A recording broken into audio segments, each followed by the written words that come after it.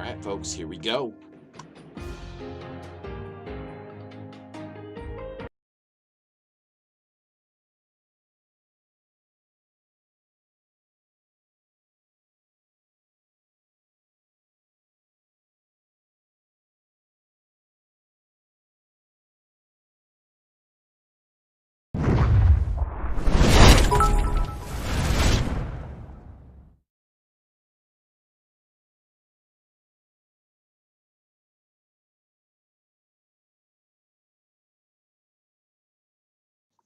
All righty, here we go, folks. Hello, welcome, and good evening, afternoon, morning, whatever it is for you. How are we all doing today? Doing great. Excellent. All right, so ladies and gentlemen, my name is Jeff, or GeoQuester, or Mr. Game Master, or pretty much anything else you would like to call me. And I'm sure you're going to call me plenty of names by the time we are done here. Without further ado, let's go ahead and introduce our players. Why don't we start off with Cumberbach?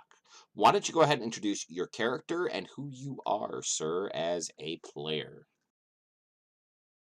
Hi everyone, I am Purple Unicorn. I have played D&D since first edition. I've come back to the game now in fifth edition, so really enjoying my return to the game. My character is an ex-pirate turned paladin. He is out to do good in the world.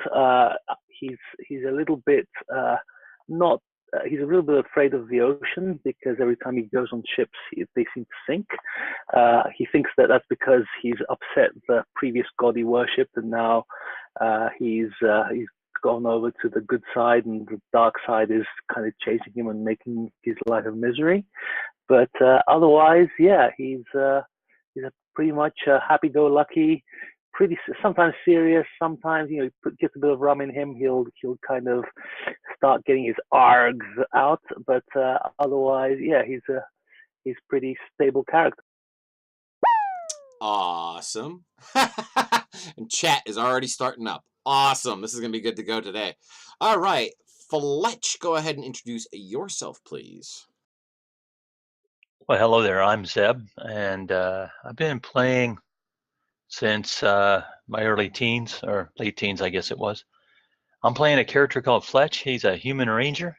He comes from Netherwinter Woods, and he's off to seek adventure, opportunity, and discovery, and find his way in life. Doesn't really have much of it behind him yet. Very good. And how about Gallus?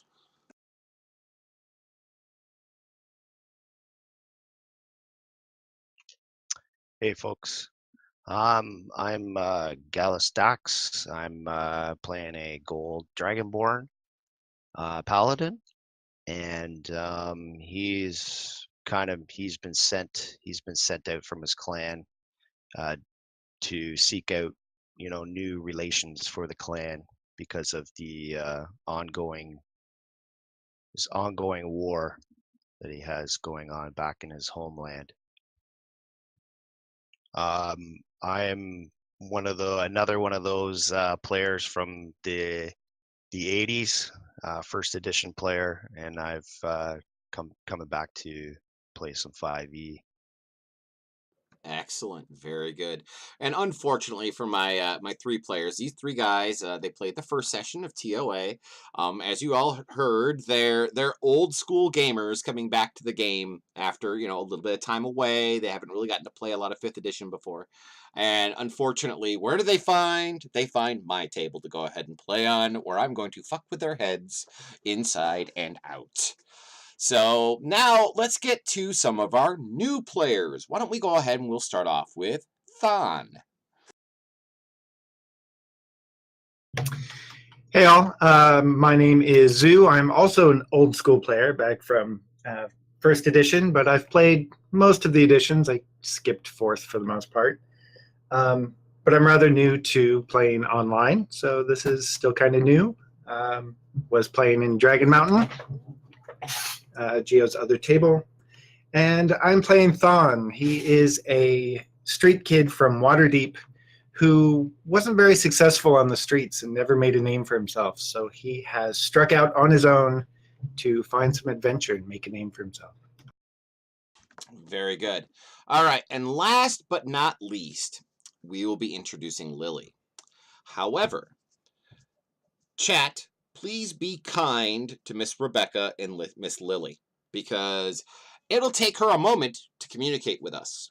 Because Miss Lily does not speak out loud, Miss Lily types.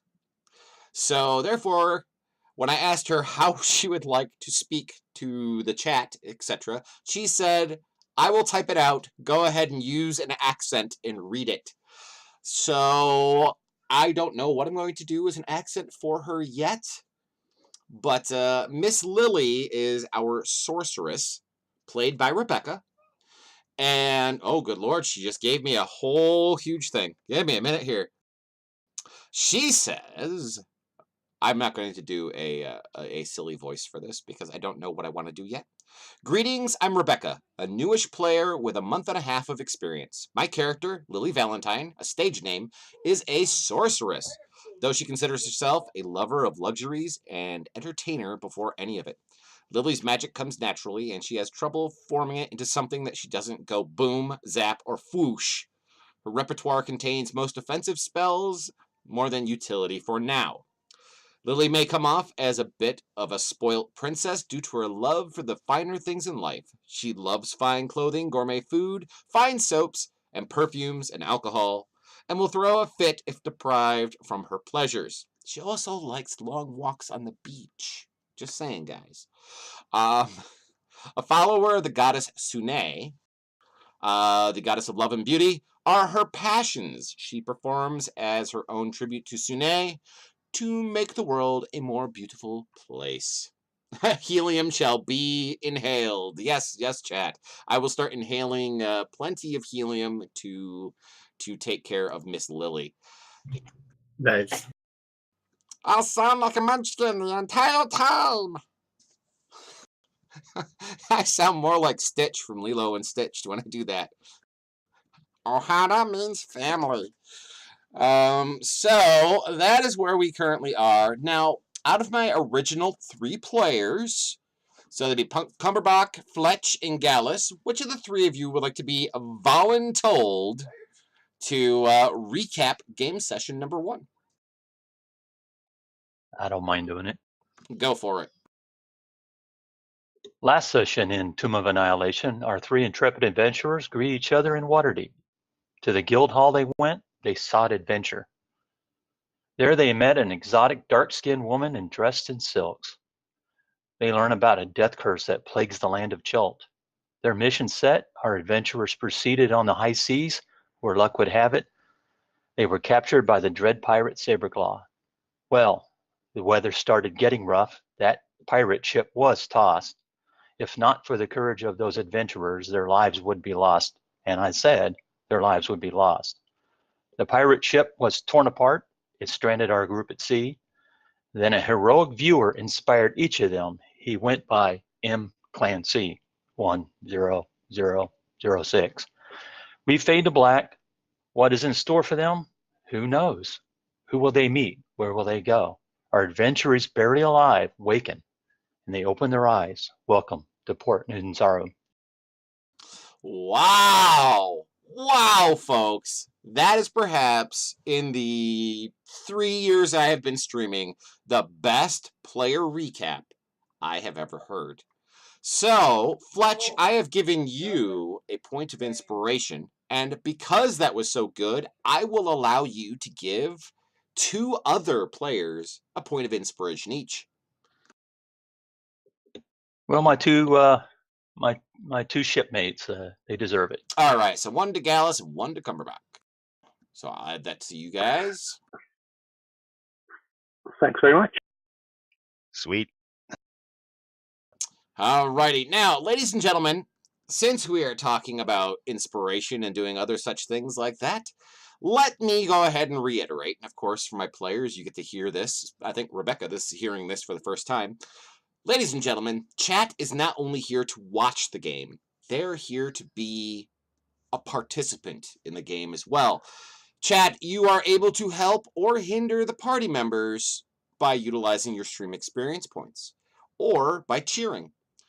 Matter of fact, players, you can go ahead and open the inventory in the character, whatchamacallit, the party sheet. If you go in there and go into inventory, you will see that there are 15 potions of healing, 3 for each of you, already purchased by chat for the 5 of you. So please drag those into your character sheet. Since there's no cleric in the party, you're gonna need them.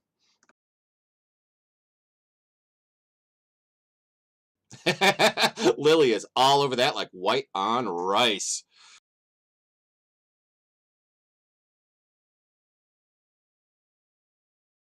Very good. Awesome. Fawn's doing it. Excellent. So there we go. Yeah, they're going to need it. Now, Eraser has also purchased something for them. Hey, let's go ahead and do that right off the bat kind of thing. And we will be, I'll be springing that on the players here shortly. So we shall see what happens. But we're going to go ahead and start off with our 3 gentlemen who have been spending a week at the Temple of Gond. The map that I've shared with all of you, you'll find that there is a P on the map. That is the party. That is where the majority of the players currently are. So this would be Fletch, Gallus, and Cumberbach. The 3 of you are here. You're at the Temple of Gond. You've been recovering from your ordeal at sea for a good portion of a week. And finally, with peeling noses and being rehydrated, and some of you actually have some pretty deep dark tans, even the Dragonborn, you are able to get up, move around, and finally put your armor on for the first time, since the weathering that all of you had experienced while you had been lost at sea had harmed you so badly by the end of the session last time. Sorry to interrupt. I have a quick question. Why is my intelligence down to 3? Did I get impacted by something? I don't recall. Why is your intelligence a 3? I have no idea. That's a bit strange. I see your intelligence as an 8. Or nope, wrong character. A 3. Let me look. What was it supposed to be? I think it was 8, but yeah, I don't know. Did something happen? I was exhausted last time, but yeah, you were exhausted last time. It's supposed to be an 8. All right, we'll switch it back to an 8 then. I think so. Yeah. All right. That's a little weird. I didn't see any of the inventory stuff either. I'm not sure what's going on there. Ah, gotcha. I'll take a look at it for you real quick.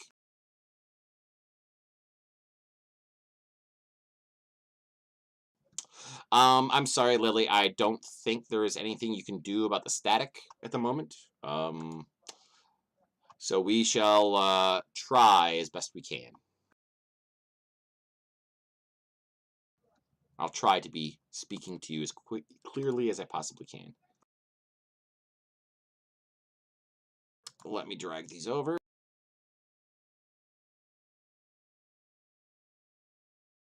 There we go. All right, so now Gallus has them. Alrighty. So while our 3 gentlemen are beginning to get their gear on, they're finally healthy enough to be able to leave the Temple of Gond, where they have been spending the better part of a week recuperating. One of the nurses comes to you and says that, what was her name? Says that Sindra Sylvain has sent over a number of vouchers for you to have a place to stay here in Port Nyanzaru. There are 2 places in Port Nyanzaru. Let me open that up real quick.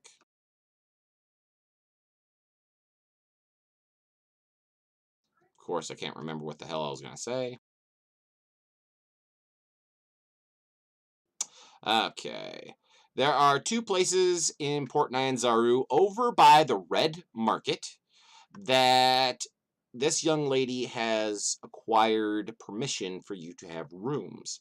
After you have settled yourself into your rooms, she would like to see you, and the gentleman, either one of those two places, the gentlemen who are at the front desk will tell you where to find her. She is a mysterious benefactor.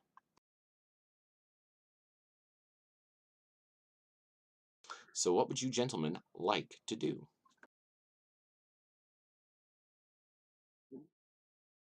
What do you think, guys? Do we go and find some place to rest and look for this woman again later? I'd like to ask the nurse if she has like directions or a favorite place that of the two, any Uh, kind of background that she can provide. okay. The two places are called the Thundering Lizard and Kaya's House of Repose. The Thundering Lizard is a place where if you're looking for a kind of a kick butt kind of time, it's kind of a really happening place. It's really loud and boisterous. That's a great place to stay. Or Kaya's House of Repose, which is a quieter, more demure place, covered in silks, that would be a little more upscale and respectable. She kind of blushes when she mentions the Thundering Lizard, as she obviously has been there at least once in her lifetime, and she says they're both in the Red Market, which is on the in the market ward on the far southern side of Port Nyanzaru. Thank you very much. So, guys, what do you think? We have two choices. We could go to either, split the party, or what do you want to do? I don't think we should split the party, but I'd keep it safe. I'd go with the silk and upper class place rather than the rough and tumble of the other one. I think. But Well, it's up to you guys.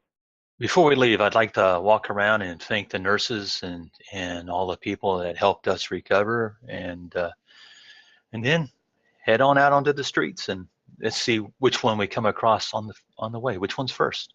How's that, guys? Okay, so on the map, I have marked with a big blue circle the Red Market. Actually, maybe I should make it a red circle. How's that sound? There. I'm colorblind, so I can't see any of these colors anyway, so. I don't see it on my map at the moment. Oh, you have to scroll way down on the map. If you want to scroll and you have yet to learn how to scroll. Oh, yeah. Yeah. Yep, you can click your middle, click and hold your middle mouse button. That'll help move the map around. Or you can use the little reticle that's down in the lower right-hand corner of your map.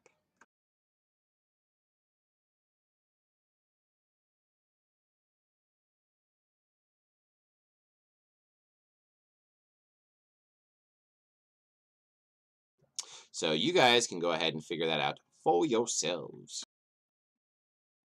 So as we walk through the city streets, using my background and really knowing my way very quickly around a town, around a city, I'm going to try to lead the party towards the more thundering of the lizard place without actually letting them know. Gotcha. Not a problem. So let me go ahead and I will share a picture with you.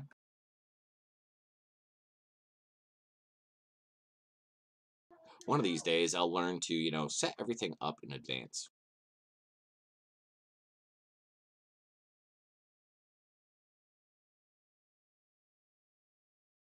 There you go. This is what you all see. As you go walking out into the streets, you see a bunch of people riding around on giant lizards of all shapes, sizes, and colors.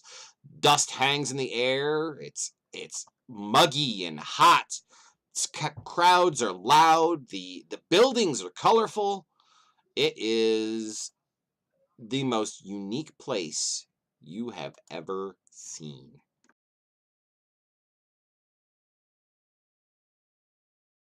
This is wild. It most certainly is a very wild place. Just saying.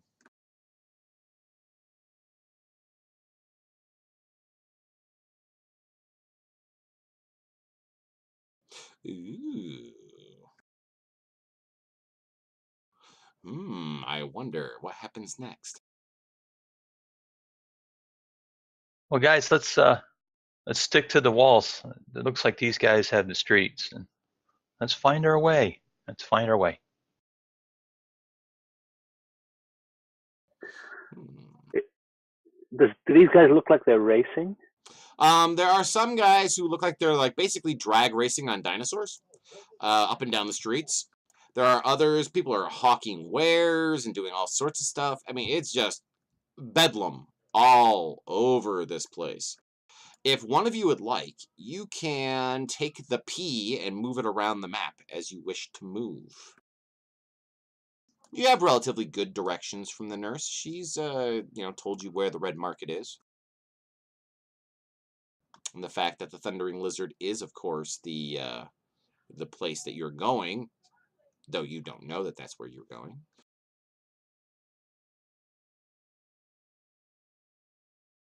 Okay, so do I need to make sure we go through gates and stuff Yes, to get there, please. or yeah, okay. Just wanted to. It's like a maze. I have to read the map now. Yeah, I know. It's like, oh my god, there's like a maze of things. And just as a point of note, each one of those squares that you guys see is about 50 feet. So if there's going to be an encounter of some kind, we'll most likely do a lot of it by theater of the mind. And try to do that since there is no real street level maps that fit a 5-foot grid. But there we go. So you are walking along. You see these strange houses painted in vibrant chartreuse or salmon pink or these weird colors of green. You see strange and incredible creatures of all shapes, sizes, and colors. Birds that have dozens of colors on them. What you would consider probably to be some kind of simian, you know, selling things. It has an eye patch and is about half a foot tall and it's kind of fluffy and orange. You see all sorts of things, those big giant lizards like you just saw in the picture. You see all sorts of races, some of which you have never seen before. This place is alien to you. And all the while, the heat, the dust, and the droning buzz of insects.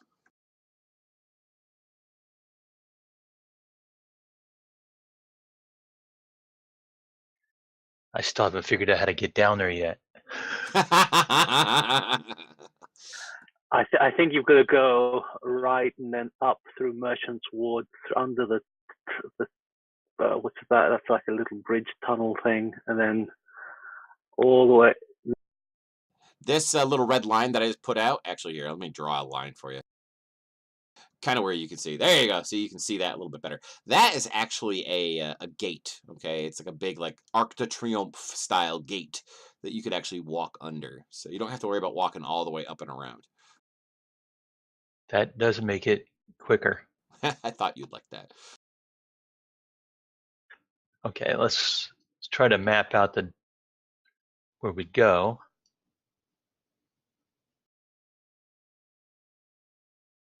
As you're walking along, you can hear crowds cheering off in the distance.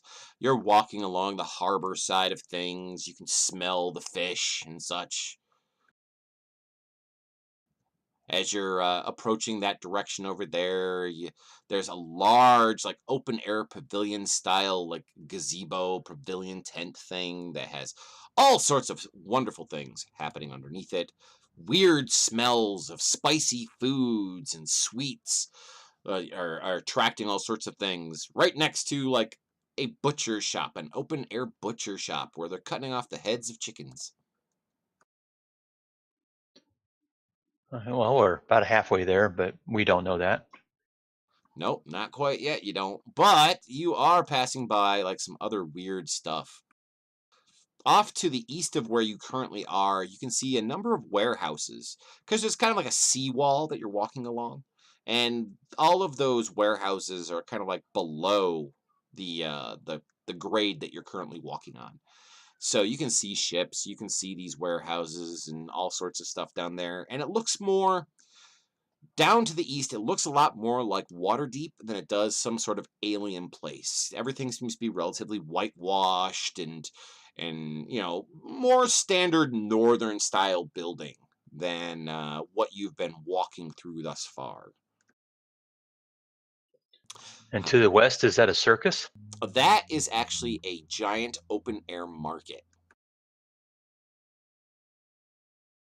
And it seems to be kind of not only is it kind of a marketplace, but also almost like a religious center. You can hear a lot of people speaking about various religions and all sorts of different languages over there.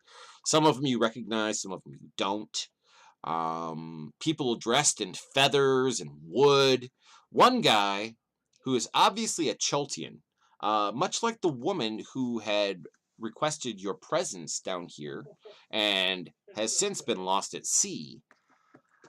He is an ebony-skinned male human, but he wears a gigantic 3-foot tall by 1 foot wide wooden mask that's been carved and decorated to look almost like a screaming baboon or a demon of some kind.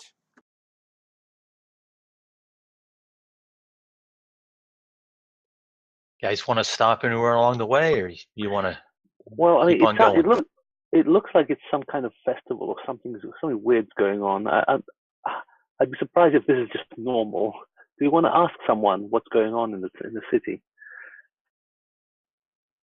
Go There ahead. is people all over the streets. You're welcome to go ahead and talk to any of them that you wish. Matter of fact, why don't the three of you please give me a perception check in the tower?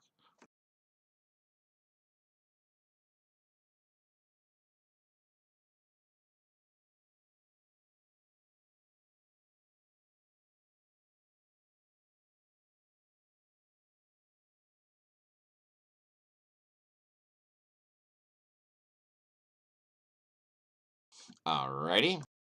As you've been walking along, you are taking a look around and trying to figure out what's going on around you. And most of you are pretty decent about noticing everything. Except Fletch, you realize that your pockets and your backpack feel a little bit light.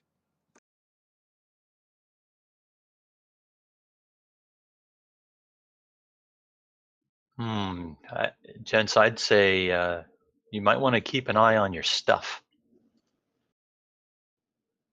It's busy streets. People have slick hands. Indeed, they do.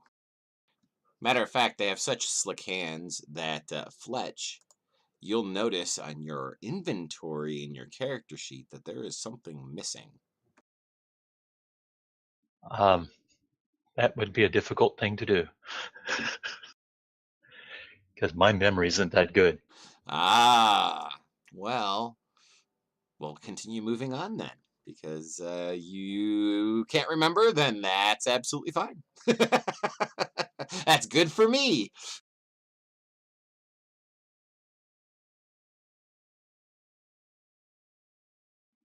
Okay, so you guys want to head on to the destination, or you want to watch a little bit more of the people? How you want to do this? I think I want to. Can I just find someone who looks talkative to just ask what's going on in the city right now?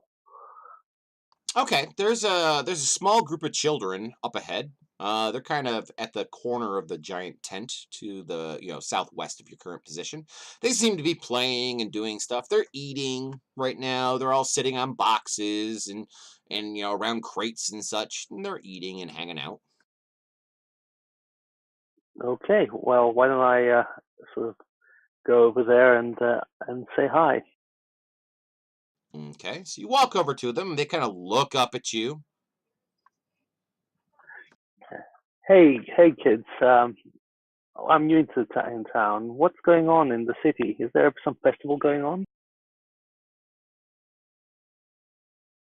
They look at you like you've got two heads. All of these kids are ebony-skinned humans. For the most part, they almost look like they're naked. They're wearing loincloths, very tribal looking, but they look very comfortable here in the city. They're a little unwashed. They got some dust and some dirt on them, probably kicked up by some dinosaurs that walk by. But they kind of look at you sideways for a minute. There's 7 of them. All of them look to be between the ages of 10 and maybe 12, 13 years old. And they look up at you from their food that they're eating and sharing with each other, which kind of looks like hardtack and maybe some jerky of some kind. And there's no festival. They look at you and kind of this strange look across their face. So I say to them, wow, this must be a really great city then to have this every day of the year. Oh, it's the safest place here in jungle. Oh God, I'm gonna sound so racist doing this. Um, please note, ladies and gentlemen, while I'm trying to be a ethnicity that is not my own, and I do not understand in any way, shape, or form, I may unintentionally be a real jackass. So, here we go. We're gonna try this as people clip it and send it off to some sort of organization to make sure that I get banned off of Twitch for being some sort of jackass. There's so many things going on right now. Oh yes, but the curse has driven us all here. The curses. Oh, the jungle not safe for us. The jungle not safe at all. Ooh, so, what curse? I heard something about this, but I'm not from here. What's going on? The dead, they rise. They are restless. In all the villages of all the tribes, the dead rise from their crypts, and they attack the living. But not in the city, just in the outside of the city. Oh, it happens here inside the city too. Not nearly as much, but it does. So what happens when one of these dead people rise? Does the militia go and sort it out? Do they burn the bodies? What happens? It's another little boy that kind of off to the side. He's got crumbs all over his face and such. And he looks up at you and goes with these big, like I've seen ghosts kind of eyes. He's like, they rise, they eat the living, and then the living, they're dead, and they come back and they eat more living, and it keeps going. It's and he just kind of like gets all ashen faced, like he has seen some shit, kind of thing. So what are people doing about it? Who's looking at this? You are the player characters. You are looking into this. They just look at each other and they shrug. the soldiers are scared of going into the jungle. They will not go.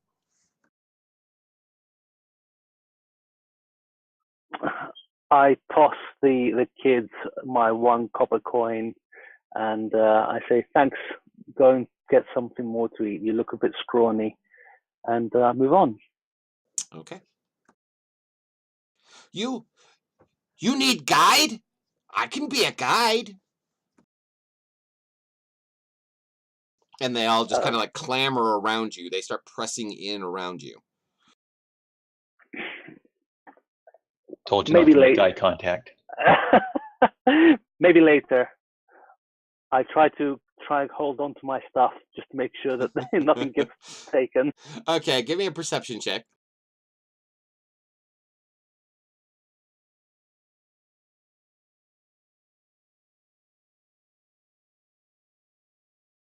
Okay. So yeah, you think you're able to hold on to your stuff. You keep your eyes on them, but there's quite a few of them. You just saw something disappear out of your inventory, didn't you?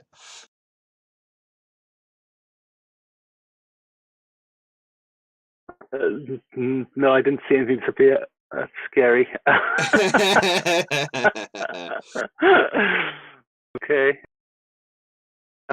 At least I still have my soap and spikes. That's the important stuff. No, the You just pickpockets are wash not your going to. spikes. Yeah, the pickpockets are not going to take your soap. That's. I think your soap is safe. All right, so I just try and move away again. Okay, so do you remember? Do all of you remember the scene from Indiana Jones where the kids all crowd around Indy and say, "Come home, come home, come home"?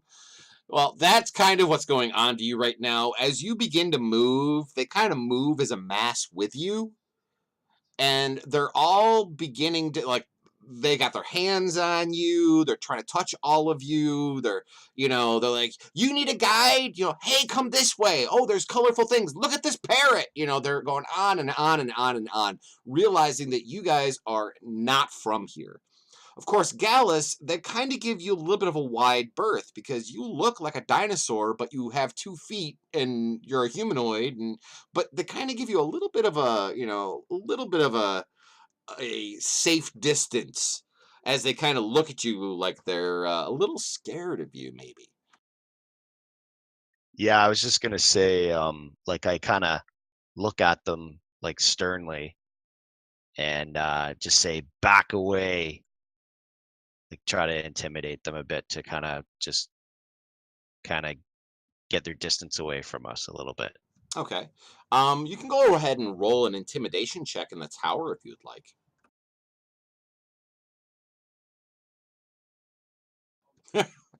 So you do keep them away from you. They do back off away from you a little bit, but they surround Cumberbatch and oh good lord, my brain just stopped. And Fletch. They surround them and kind of like use them as a shield, keeping those two in between you and them.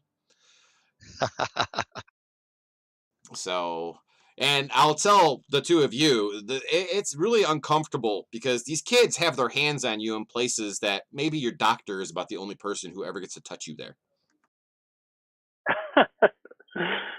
Well, since I Okay. grew up as one of these kids, they better keep their hands to themselves and they'll figure it out here in a second.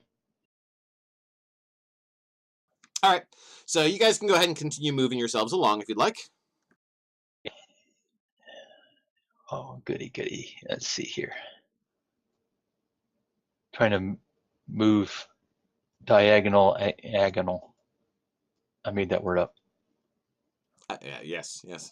Trademark that word. Diagonally. Diagonally. We saw how that worked for Harry Potter, right? So you move along and you see more, the houses are once again all colorful and stuff. The kids, as you start coming off into this direction, the kids actually break off and start going down towards like the wharfs and everything like that, and they leave you guys be. There is a press of bodies ahead of you. A large group of, all sorts of races ahead of you that seem to be crowding around something that has occurred right about there.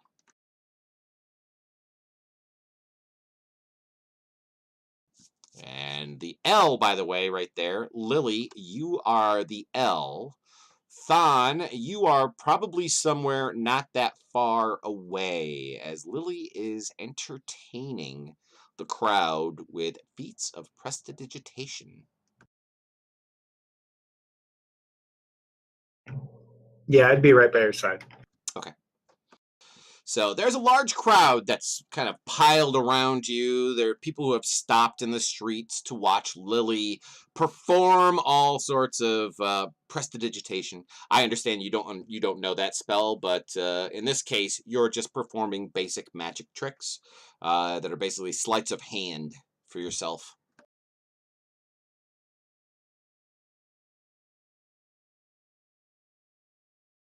So it's nothing too terrible. It's like, little puffs of flame here and there.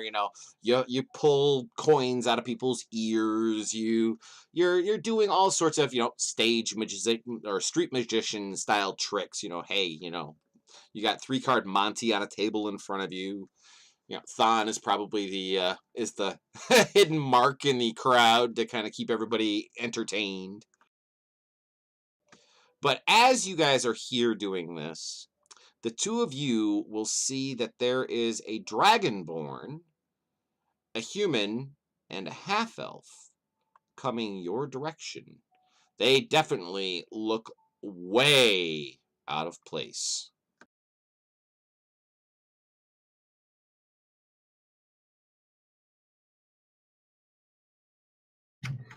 Now, we know that we were waiting for some other people to show up. Was there any rumors about anybody washing up to shore or being brought in from the port that wasn't expected? Did hear that there was a group of people that had been washed up on shore a few days ago, just shy of a week. And they were brought to the Temple of Gond, and they were near dead when they came in.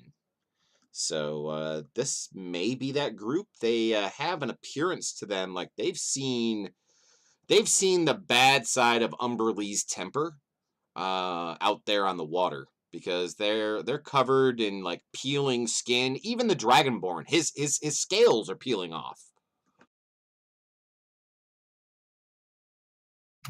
So then kind of quickly takes the little sack that he was passing around trying to get donations and runs over to Lily. Lily, might those be the ones that we're waiting for? Maybe they were the ones that washed up. They look a little haggard. And he just kind of walks around her a little bit, watching the newcomers approach. Lily apparently sees that the Dragonborn is coming in. She reaches down and kind of touches a spot on the back of her right hand and kind of slides her sleeve down a touch, just to kind of cover something there. Thon, you've been around her often enough to know that she does have a little bit of, she has some scaling on herself. And of course, she looks at you and says, yes, they do. Let's go greet them, shall we? Don't make me do the voice. Please don't make me do the voice. Do the voice.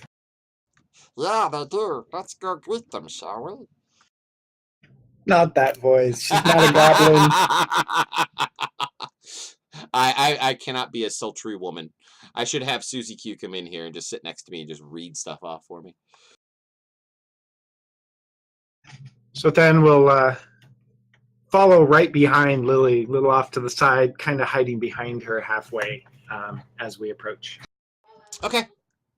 Very, very good. So, Lily, you go ahead and you can drag the L out there.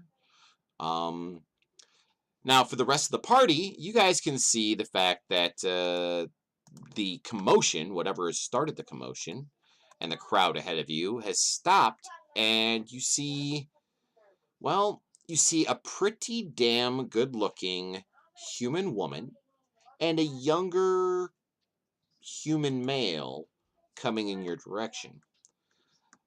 The human woman, matter of fact, I have a picture for her. Let me go ahead and share a picture of what she looks like. Once again, if I was smart, I would have probably taken these things and prepared them in advance.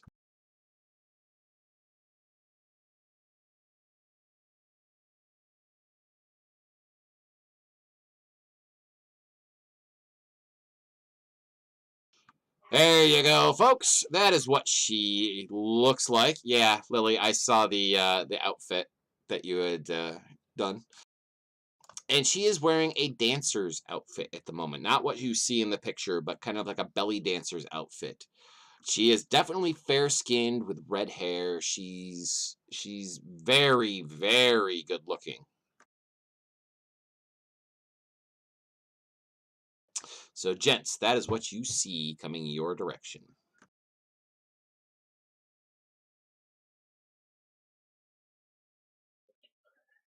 Hey guys, look, there's some humans up there that are red. Don't see that in this parts probably. So I'm staring in stunned silence with my jaw just slowly dropping. And I'll let you guys go ahead and read the chat because Lily types, so therefore you guys can go ahead and read the chat. But she looks at you and says, "Were you sent here by Miss Syndra as well?" No introduction. She just walks up to you and just bam, hits you right with it. Actually, the nurse over at the place over there sent us over here. Oh, you mean the lady we're gonna go meet? I got it now. Okay. Yeah, I think we're gonna go see her. You know where to find her? And the human kind of pops out from behind Lily. Wait, she's here? I thought she just sent us here and we were supposed to meet you. You're going to meet her now? We don't know when we're gonna meet her. We're just headed towards a residence. And the Dragonborn, I say to Cumberbatch, like I whisper to him, who are these people? No idea, mate. No idea. Let's just keep going with it, and maybe we'll find something out. Who knows who these people are? I whisper over to Cumberbatch, "Stop staring." Can't help it. Can't help it. Fan kind of is startled and steps up. Oh, right. Let me introduce Lily Valentine here, and I'm Fan. We were hired by Syndra, and we were supposed to meet some companions here, but their ship never showed up, and we thought maybe you were them. How long you been waiting? Oh, a couple of weeks now. Wow, that's how long we were asleep. So you are them. What happened? A storm. That's all I can remember. That sounds kind of exciting. Hey, you should hear it from my pirate buddy here. He tells it much better. Oh, pirates! I love pirates. I had a friend named. Oh, I'll tell you later. Where are we supposed to go? We're headed over to the Lizard Thunder place. Gotta check in there. Lily, look at them. They were a little hurt. So I gather my senses, and I say, I puff up my chest and say, it was nothing, just a scratch. Oh, you know what? I have a great idea. That way I don't have to try to do Lily's voice. All right. Whenever Lily speaks, I'm going to say it is in Thieves' Cant. And Than is the only one who can understand her. So Than can go ahead and be the translator. Ah, take that! Wait a second. So because I have said that, now I need to go ahead and add to Lily's character sheet a new language.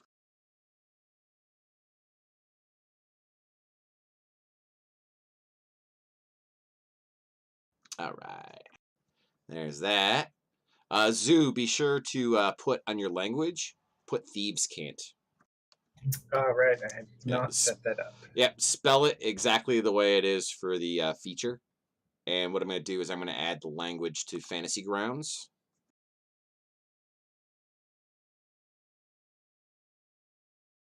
Because I'm an asshole and I like to do things like this every once in a while.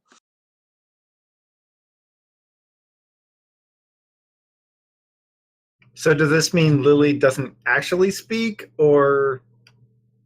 She does, but only to you. Great, I'm Groot. I'm Thane's Rocket. Yeah. Well, I am short, so I guess it works. Okay, there we go. That is what it's going to look like. So, Thieves' Cant it shall be. So, Lily, you can go ahead and in the drop-down menu in the chat box, you can actually put Thieves' Cant now. So, anytime you talk, yep, just like that. What's up? So how do you have it spelled? Because it's in my languages, but that's not working. Okay, so it's THIEVES with an apostrophe at the end of that, space, and then capital CANT. There we go. All right.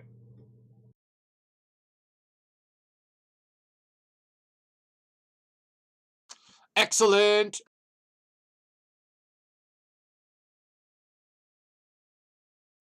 Please get Susie in there ASAP. Nice. Nice. Now, Susie is currently watching. Oh, no, Susie's actually watching you guys right now.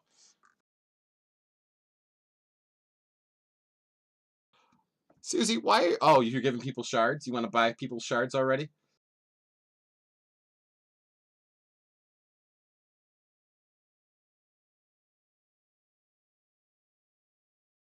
Susie, help me. I want to speak. All right, so there we go, guys. You guys can go ahead and continue role-playing now that we have that taken care of. So I do notice on the back of Lily's hand now dragon scales, and I kind of whisper to Fletch and Cumberbatch is that she has say, guys, she has dragon scales on the back of her hand. Not sure if you can see that. Yeah, I can see it. What does it mean? Does she have some kind of affliction? I will allow all of you who are seeing Lily for the first time, I will allow you to roll an Arcana check as you look on her. And Gallus, you will have advantage on this Arcana check since you are a Dragonborn. Open or into the dice tower? Either way, I don't care.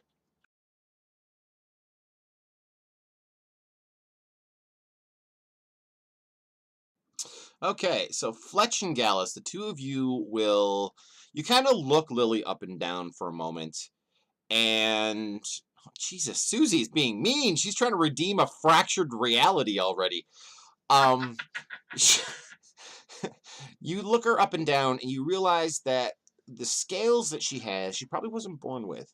She probably got those as she got older, and the magic that was within her began to come out. So she probably has some sort of dragon blood in her family lineage somewhere that has driven her magic forward.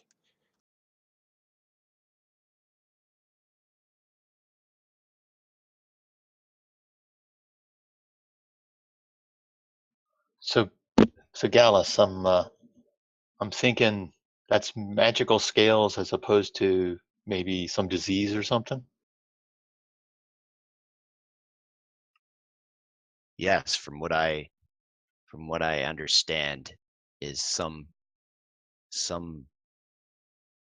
other people and species can get the magic of of the dragon inside them.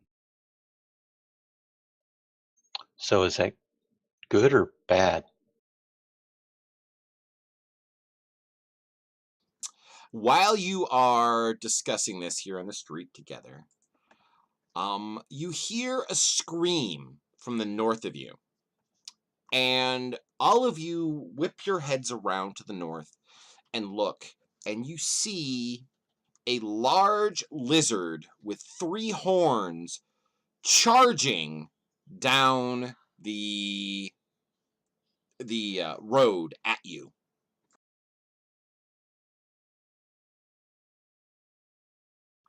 I will need to have dexterity saving throws out of each of you, so you're not trampled by the Triceratops that is a runaway, which was purchased by a racer.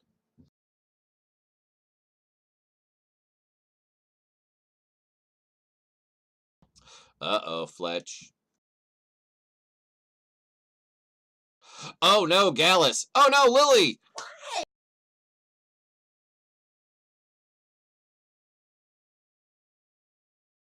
Alright, so, sorry, my son just walked in the door to let us know that we had no gasoline for the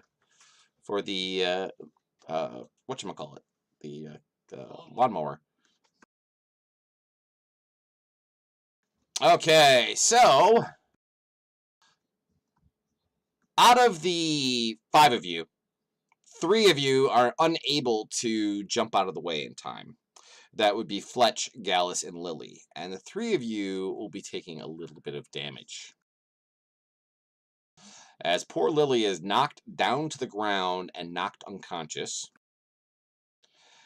The other 2 of you definitely shoulder a little bit of it. It did not feel good. There you go. So Lily is unconscious on the ground.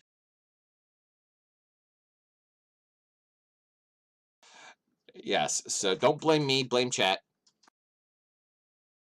Can use them not as not for the saving throw. Unfortunately, Lily, you wouldn't be able to use the minor illusion. But unfortunately, that is what has happened as the Triceratops continues running down the street.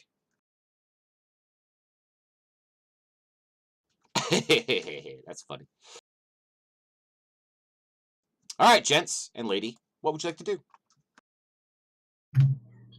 Then runs back across the street over to Lily.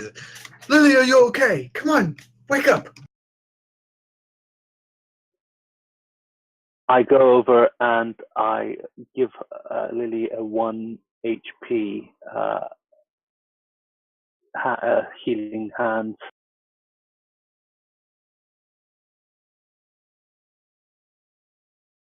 Lay on hands. How do I do that? Sorry, say it again. So I do a lay on hands on Lily. On Lily, okay. 1 HP. Yeah, 1 HP. For Just 1 wake HP? her up. Okay. Mark off 1 point for yourself, and I will remove the unconscious off of her. Okay, so Lily is back to being conscious again. Well, I'm going to steady myself, ready myself, and move to the side and look for my 2 buddies and try to reorient. Okay, so as you look around, you can see all sorts. I mean, you've all scattered along with a large crowd of people. I mean, people are all over the place. You see people have been trampled, and I mean, it's just bad right now.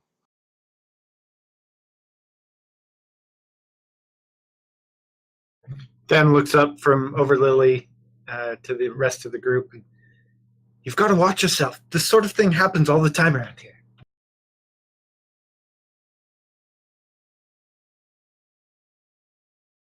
You see those kids that you guys had come across earlier. They're kind of up at the corner, like staring around the corner at you, like, oh. I think we need to get off the street. Let's head back to the hotel, get off these dangerous streets, and let's regroup there. What is this thing called? Hotel? Yes, the hotel. The hotel. You know, it's from the north. Where we pirates have odd language up there. I think you call them inns or taverns down here. Oh, the police of slumber. Okay, I can do that. Hey, let's get Gallus up here. Let's not let him get trampled again. All right. So you guys have been able to come back together. I'm going to remove the L off of the thing, and you are all one party at this point. That is now together. And Lily, you do not see who may have let the Triceratops go. However, as you have been run over, You did see that there was some broken harnesses and such on it, so it may have just broken free and run amok.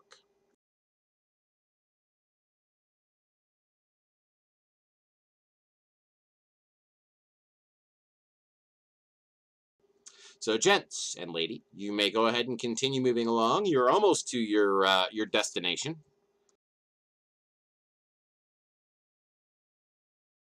Matter of fact, Okay. that one right there that I now have circled on the map, that is the Thundering Lizard.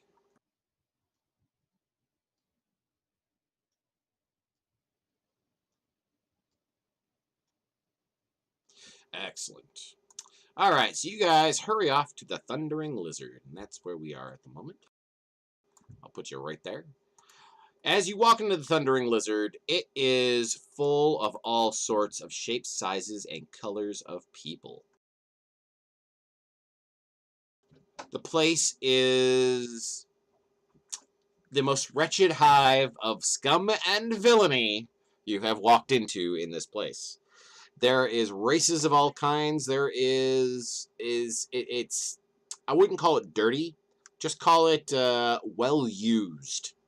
Lily may kind of be a little put off by the look of it, and a gap-toothed man in a turban behind the counter looks across at you. Ah, welcome, friends! Welcome to the Thundering Lizard. Best place in all of Port Nyanzaru. How can I be of assistance for you? Rebecca, you probably, or Lily, you probably had stayed at the other one. You probably stayed at the nice, quiet place.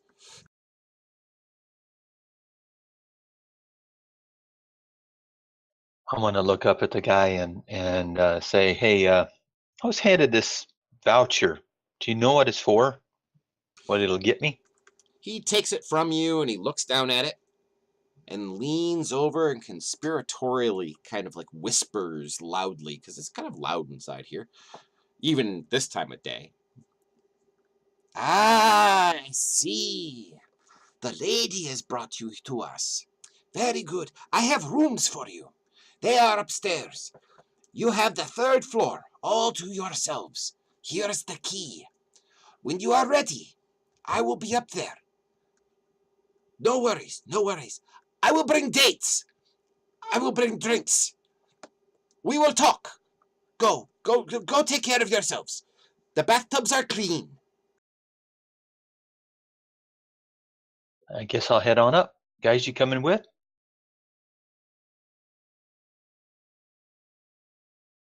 Yep, I'm going upstairs as well. Yeah, same with me. So when we get up there, I'm going to open every door and look in every room. Then when I see the one that's like simplest, I'm going to say, dibs, this one's mine. And I'm going to go on in.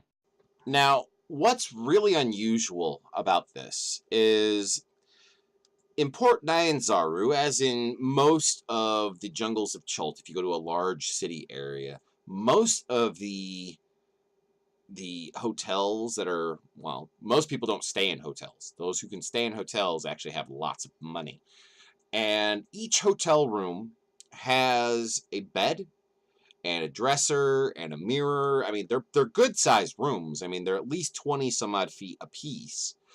And they're private rooms with these big, large canopy beds that have this gauzy film as a net that goes around it. It's mosquito netting for those of you who want to put it in your mind's eye. And each of them have these intricate, high-sided brass bathtubs in them with large buckets that are currently empty, but large buckets of water that you can, of course, order from down below. The 3rd floor is behind a single door that it has a keyhole to it. Like you can go up the stairs, and then there's a door on the 3rd floor that you open with the key that the proprietor gave you. And you go inside, and there's this hallway that goes down, and there's all these rooms on either side of you, each of them identical, except for the one at the end of the hallway, which appears almost to be like a northern-styled drawing room, which has a large desk. It has a fireplace, which is currently unlit. It's got shelves that line the walls with books in it, and honestly looks big enough to be almost like a solar or a parlor of some kind for a large group of people.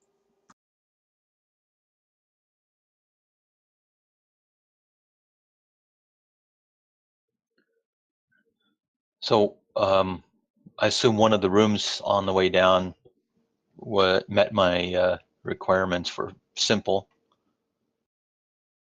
As simple as any of the rest, yes. I'll go in there and try to rest and do a short rest and get some of my hit points back. Okay. All right, so you want to go in there and take a quick short rest. I understand that. Does anybody else want to take a short rest while we are at it?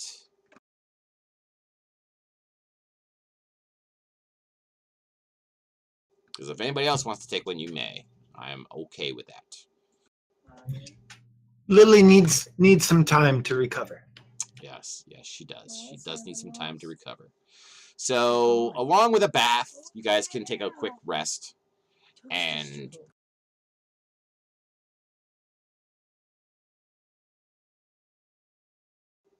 I will give you all a short rest. You may go ahead and throw hit dice for yourselves.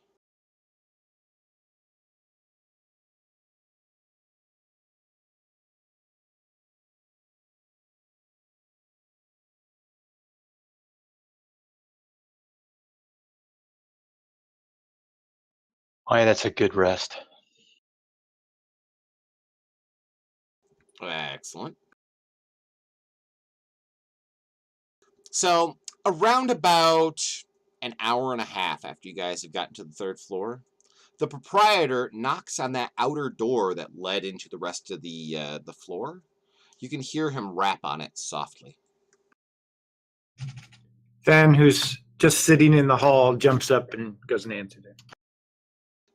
You open the door, and there stands the proprietor, and in his hands, he has one hand that has a tray of all sorts of fruits and stuff on it, and in the other hand, he has a bucket. And in the bucket, there are multiple bottles of liquid of all different colors. Ah, yes, friend. And he kind of hurries past Thon, and he goes towards the drawing room. And Thumb follows him in there. Where are the rest of them? Are they sleeping? Are they bathing? They should be here. Let me go check. And Thumb will go and knock on each of the doors and tries to bring them all into the room.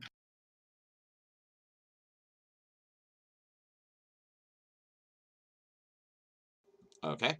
So Rebecca, as she walks in the door, she throws a firebolt into the fireplace, which immediately lights it on fire.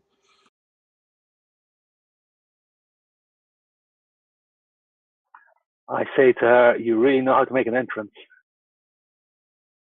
And all of you begin to gather, and the proprietor sets out this huge plate of fruits, and you see that there are bottles of wine, and there's clay cups that go along with it. And he has the bucket, and he's sitting kind of like behind the desk, almost like, like he's conducting like an interview almost. Friends, yes.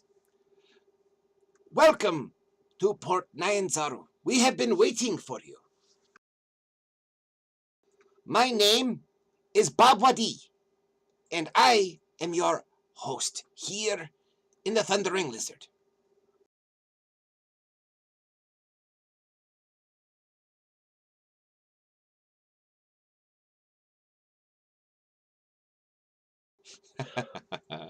Zeb's starting. I'm sorry, that's me. Fletch is starting to get his bearings, looks around, and says, "How you doing? Did you set the fire in the middle of the summer?" She likes to be warm. There we Okay. go. That's how you spell his name. Bob Wadi. It's a throwback character from a second edition Zakara game that I had once. He was named Wadi Bob, was the goblin who used to sell camels. So we are going to use that same character, except he's not a goblin and he does not sell camels. The lady must have sent you from the north to come down here for the curse, yes? Yes. Do you know where the lady is? I do. But she Will you has... tell us? Well, yes, I will get there. But first, she has given me something to give to you. And he reaches down and he sets out a large sack that goes cha-chink as it hits the table. She would like to give you some coin to help you along your way here in Port Nyanzaru.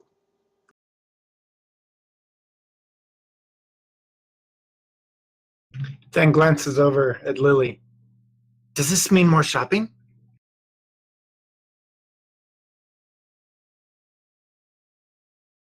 So, your benefactor is, well, your benefactor, she is staying with the merchant prince, whose name I cannot find at the moment. Give me a moment. And it's really freaking weird, so I cannot just pronounce it off the top of my head.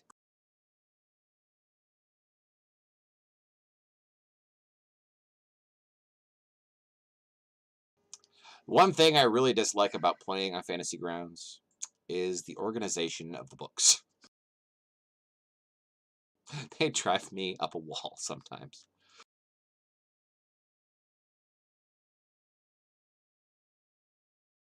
Ah, there we go. I have found it. She is staying with the merchant prince, Wakanga Otamu. She said to meet her there as soon as you could.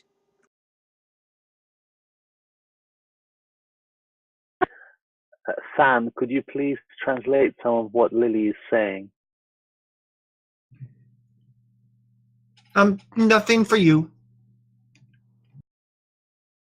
As a Okay. note, each of you, if you reach into the bag that was just set out in front of you, there is a total of 250 gold pieces. So 50 for each of you.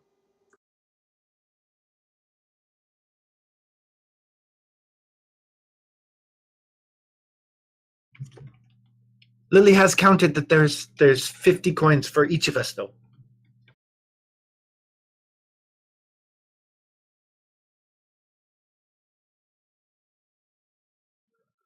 So these coins, what do they indebted us to? The lady has been cursed with the same curse that affects our whole country. And she would like you to find the where the curse originates and stop it.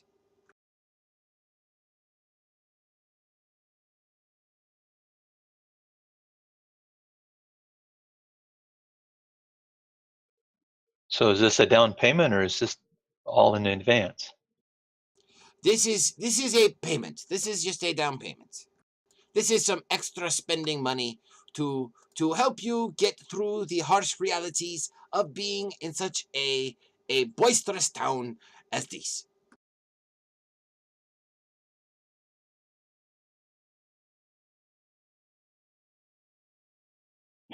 I've realized that some of my food was stolen while I was on the streets. Could you recommend a place to buy some more food so we can, because if we're going to be going out into the jungle, we'll probably need some rations and the like. Oh yes, right here in the red market. He kind of looks. He like points over his shoulder out the window. Right here in the red market, you can purchase many things, or you can go to the Grand Souk. What's a Grand Souk? You came from the north side of the port, correct? Yes, yes. Yes, yes. Ah, the ginormous tent that you saw. That would be the souk. Okay.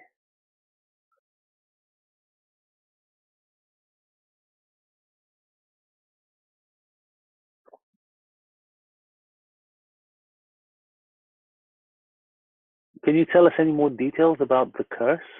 Or do we need to speak with the lady about that? Well, I do have some information for you, but not very much. I do not leave Port Nyanzaru. But from what I hear, this curse started a few months ago, and the dead began to walk, and the animals in the jungle became twisted and warped. They began to attack the people in the jungles, the tribes and the villages. Those who survived made their way to large places such as Port Nyanzaru. They come bearing tales that the trees themselves have begun to weep blood, that there is no safe place within the jungles. They are very dangerous to go into. You see, Chult is a land of mystery. There's a depth of history and memory that the land has. For once we were a mighty, mighty empire, and then the jungles swallowed it, cursed by the gods. Man, being what man is, was able to open the ways in the jungle, tamed it, learned from it, and, well, molded it to fit our own needs. This is how it has been for many generations, until a few months ago, when the dead began to walk again, and the trees bled, and the animals no longer listened to their masters, and turned on them and ate their flesh. It has been a horrible, horrible few months. And while it's good for business, it is not so good when people are scared. They want to leave. But this place is, well, it is the heart of Toril. It in of itself. If it's corrupted, the heart of Toril will stop its beating, and I fear our world will die.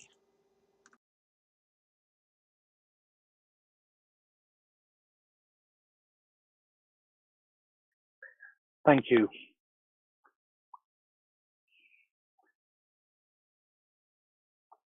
Okay, guys, what do you think?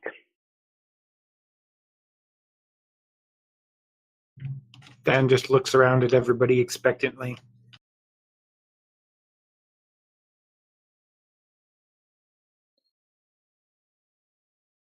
As you're So, doing this, Bob Waddy, he pours drinks for all of you and sets aside little plates of fruits that you've never seen before, and he's doing that kind of stuff.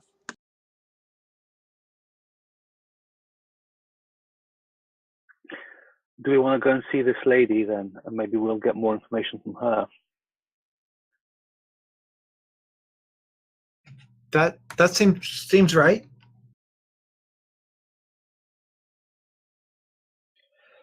Gio, about what time of day is it for us? It is just shy of noon. It's actually still pretty early on in the day, so it's not even noontime yet. But I will say that you guys can definitely feel the heat outside. It's warm. You're kind of almost thankful that you're in this like kind of dark and shaded place.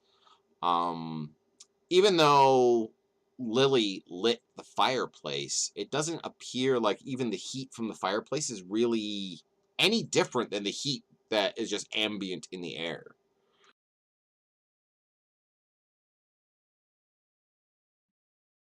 So I'd like to find out directions and orientation. Do you have a map?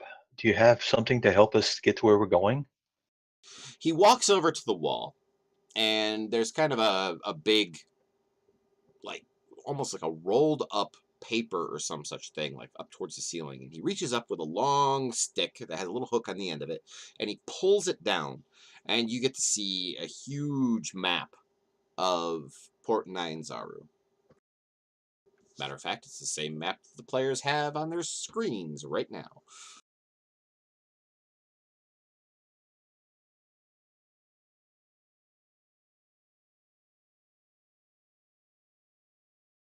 So could you guide us? Where do we find the lady here? He takes it and he points on the map. Give me a second here to draw a circle.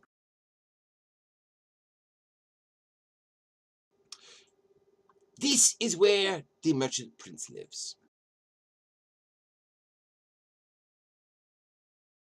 It's way up to the north. You know what? That red is really difficult to see, isn't it? There, we'll go a little bit more blue.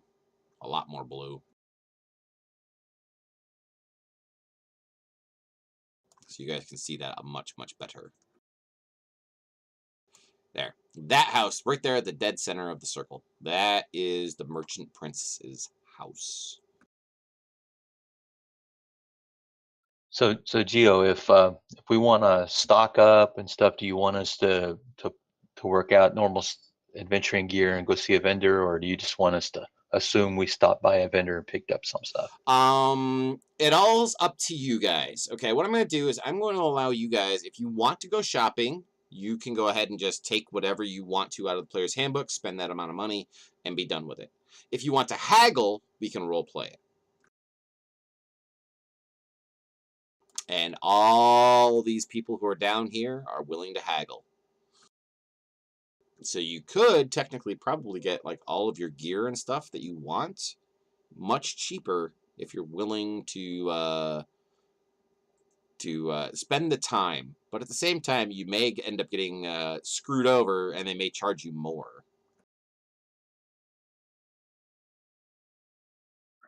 Do we want to first find out what they know so that we can then gauge what equipment we need? Because it might be that there's stuff that we need and we need to go shopping twice. So maybe we should go first to the house, speak to the woman, figure out what we need to do, make a little plan, and then go and go shopping afterwards, and then head on our way. What do you guys think?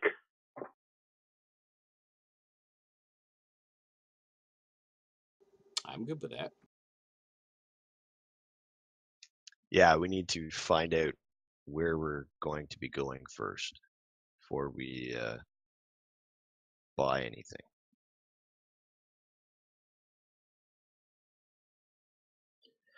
Boy, Lily is just gesturing like crazy over here. She is I think she has to go to the ladies' room. We're just talking about shopping, and she does express how her god cannot let this land fall into the death curse.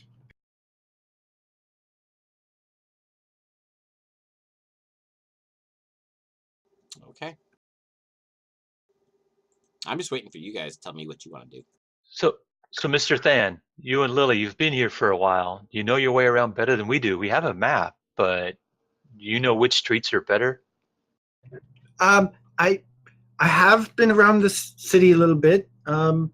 I spent some time in the old city most. I'm kind of most comfortable there, but this is all really exciting, and I could probably get us there kind of quickly. Yes, but I don't know about shopping. That's much more Lily's thing.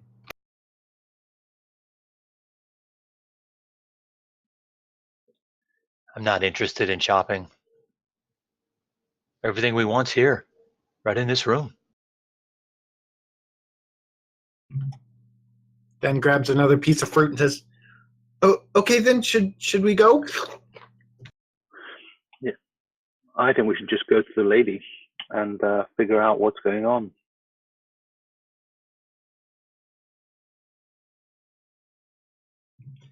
Lily does want to interject that there is some shopping that needs to be done. She says that my armor is not good enough for this journey, and that she needs a fine sword as well.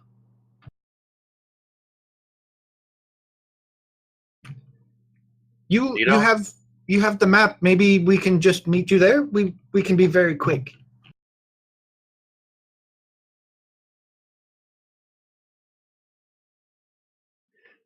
So, guys, you wanna see the streets again? Maybe you watch out for the running whatever that big bus was that ran us over. And the urchins. Yes, and the urchins. Watch out for the street urchins. Yes, my friends, be very careful. We have many, many refugees here in our city. And, well, some of them are good, some of them are not so good. The children, they are the worst. Little scamps, they steal everything. But they're just trying to get by. Bah! Thieves! They should all be caught and have their hands cut off. So I asked Bob, do these children have a sort of leader that is known to you? You mean a man like Fagin? No, there is no such thing. Little Oliver Twist reference there for all of you. Yeah. No, there is no such thing. There is no thing. They are not organized. I kind of find that hard to believe, Mr. Bob. It is not known to me.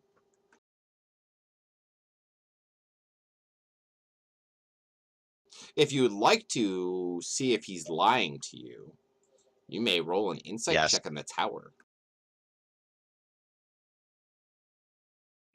Yes, I will be doing that. I figured.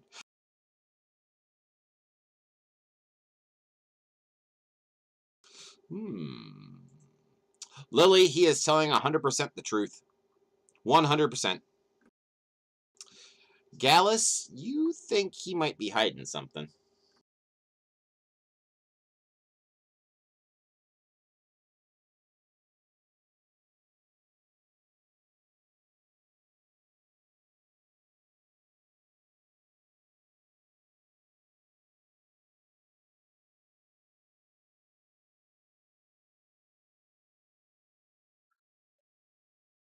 What do you guys think? Do we need to stay here, or do we just head over to the lady's house,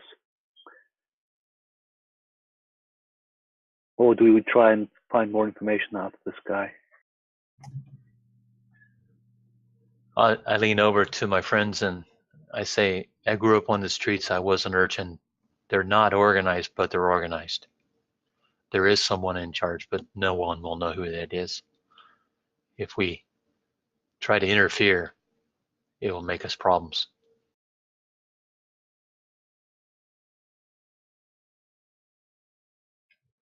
So let's make our way.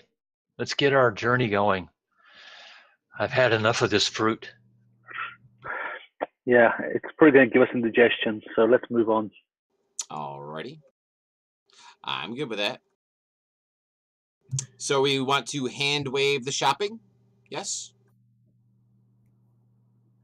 Yeah, I think we'll go shopping after we speak to the lady, and then we'll see what we need. All right. In that case, then what I'll do is I will fast forward you going through the city. Once again, it takes you a little bit of time to get through the city because it is definitely a rough place to try to move around in. There should be a map trying to be loaded for all of you at this point. While they're walking up, Than will dart off to go buy some studded leather armor for himself and a longsword for Lily, and we'll catch back up with them using his urchin background as well. Okay, not a problem. Go ahead and just take the stuff right out of the player's handbook for the two of you. Be sure to subtract the correct number of gold pieces. I've done that as well. Awesome. Thank you very much. And you will end up at the merchant's villa. Yep, I had seen that, Rebecca. Yep, I saw that. Rent a dino taxi is what Eraser is saying. But so you make your way through the streets, and it does take you a little bit of time to get over to the merchant prince's villa. The villa area of Port Nyanzaru is absolutely gorgeous. The buildings are huge. Think of architectural style wise. Think of like Moroccan style, like whitewashed homes. You know, that big, Art Deco kind of Pueblo style look. That's what these things look like, except they're multiple colors. There's yellows and reds and greens and oranges. They're vibrant colors. And as you begin to approach the front door of this large building, I would like you all to please roll me first a perception check in the tower, and second in initiative.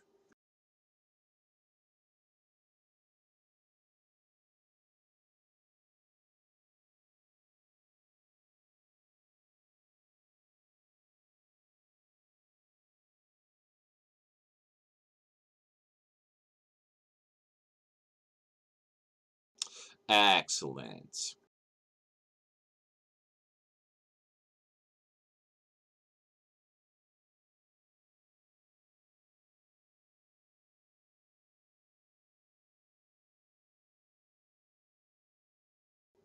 And I just need fans. Oh, never mind, I got it. Everything's going a little slow for me. All right, so with the perception checks that people threw, you guys are able to see this. But as you're approaching the front door, to the east and to the west of you, you can see that there's something in the sky that does not look like birds. Matter of fact, as they draw closer, you can see the fact that they look like flying snakes. And they are moving towards you. So what we are is we are in a combat at this point, as a flying snake comes flying in and immediately swoops down and attempts to bite Than. And misses him. Fletch, it is your turn. Okay, so I'm going to ask a few questions real quick. We're in front of the villa Yes. or a different place? You are in front of the villa. And have we yet engaged on the door? No. Like banged on it? Okay. Nope, not yet. So can I bang on the door as part of a free action if I move over there? If you move over there, I will say it's actually your bonus action to bang on the door, because you got to kind of stop and rap on the door for a moment. Okay, I'm going to do that. I'm going to bang very loudly. And then after I move, I'm going to turn around and take my bow and shoot at the snake that's attacking Than. Okay.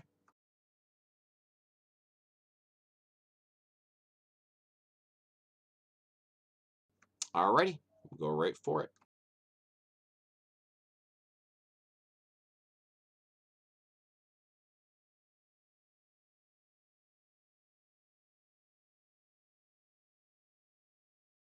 Oh, and that's a miss. Oh, well, I was banging really hard. I lost my concentration. Must be. Alright, so another flying snake comes flying in, and it is going to do a flyby attack on Than. So it will go right past you as it attacks you. It does hit you. Now, when they do a flyby, just to let you guys know, when they do a flyby, it does not provoke opportunity attacks, because they kind of zip in, zip out as part of their attack. Oh, crap. It bites you. Poison courses through you and flips you over upside down. Reminder, you do have a point of inspiration, everybody, that you can utilize to, instead of being dropped to 0, you could be dropped instead to 1 and remain conscious if you so choose. Yeah, not worth it. There's so many other ones that are going to attack me anyway. Yeah, well, they're not going to attack you. So, all right, so this next one will come flying in, and it too is doing a flyby attack, this time on Gallus. And it will attack you, missing you, and keeps flying by. This flying snake will come flying in, and it is going to fly over to there. TPK by flying purses. And it is going to attack Fletch on its way by. It misses. From the other side, this snake will fly by, and it is going to attack Cumberbach on its way by. Missing. This one will fly by, and it is going to make a pot shot at Fletch on its way by.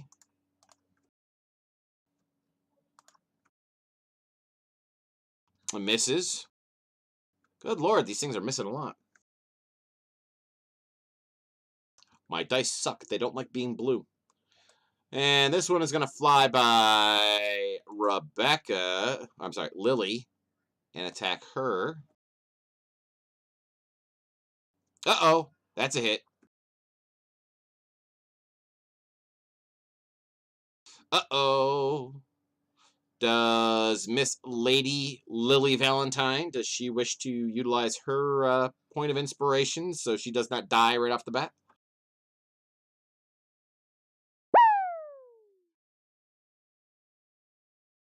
Woohoo! And chat just bought another point of inspiration for Lily. Awesome. Yep, you'll stay conscious for it. So I will flip you back over. I'll take off the unconscious effect on you. And you spent your point and got another one back from chat. Mr. Clancy bought that for you, Lily. And she says thank you to you, chat. And Lily, it is your turn.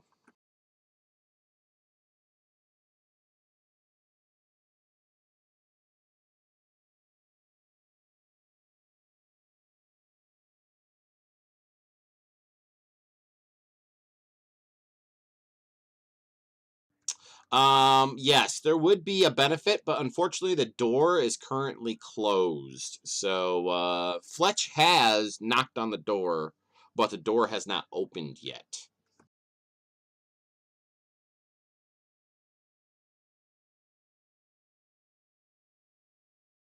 Unfortunately, it's not a living creature, so therefore Magic Missile won't really affect it. So, yeah, and they look like a heavy door. They look like heavy doors. Magic Missile may not even really do much of anything to it, other than additional knocking.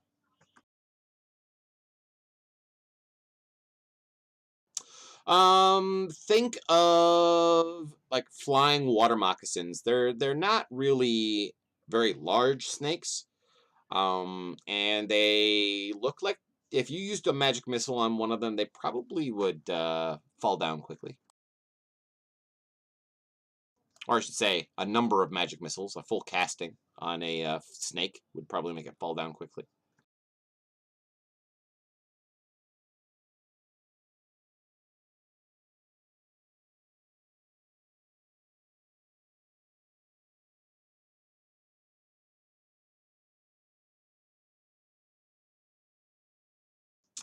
It won't be maybe a single missile, maybe 2 missiles. Or 3, depending how well you roll. On my table, my players rarely roll very well, so...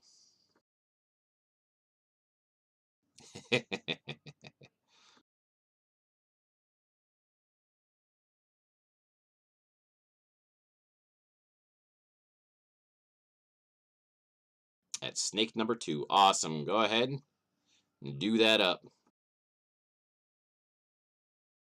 There's one missile. Knocked it down to heavy. That's good. Very good. And that kills that snake. It explodes and showers you in ichor as it dies.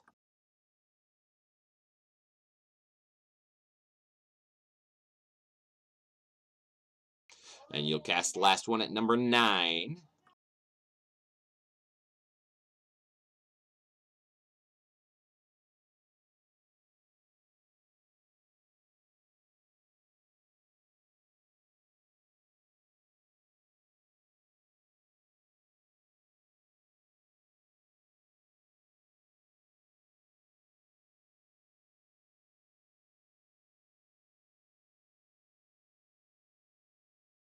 Awesome. And Gallus, you do indeed understand what Lily just said out loud. She does actually make a out loud voice, and she's speaking Draconic, and it was not a very ladylike thing for her to say. Excellent. Uh-oh. Unicorn just dropped off the table. Oh, it's not okay. I think I might need to reconnect. Just give me a second. I think Fancy Grounds is frozen. Can you hear me? Yep, we can hear you. Okay, let me log off and log back into Fancy Grounds. Give me one. Not a problem. And Lily, you can go ahead and advance your turn. And you're most likely, you are definitely strong enough to be able to drag him with you. Yep. You dragged him over with you. All right, this one we will be flying by, and we will be doing a flyby attack on Gallus.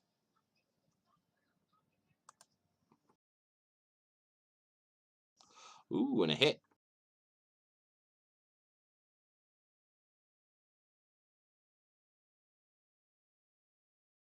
Oh, crap!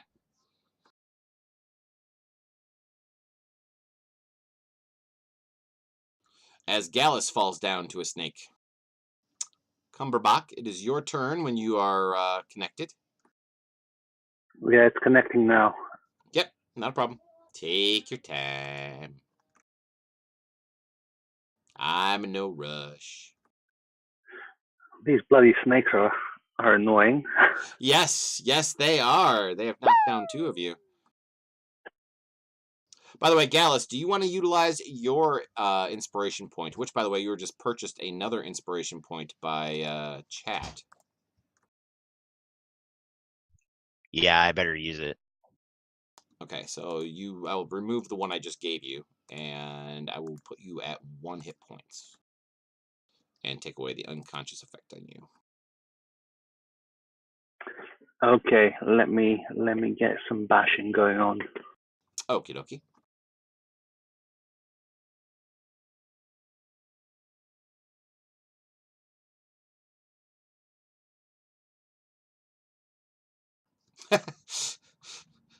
I love Lily. She's taunting me to do her voice. I think it's funny she's using Thieves' Cant, and the only person that understands it's unconscious. Yeah. Well, she can also speak Draconic, and there is another person in the party who can speak Draconic, so. Yes, Lily, I can read those.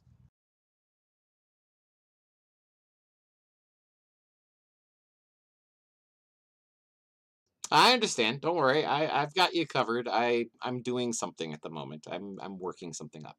All right, so Than, you are currently unconscious. Would you like to roll your death save, sir? No, but I will. Hey, look at that. You succeeded. That's good. Alrighty, the flying snake goes zipping past, and he is going to take a pot shot at Cumberbach. Uh-oh, he hits.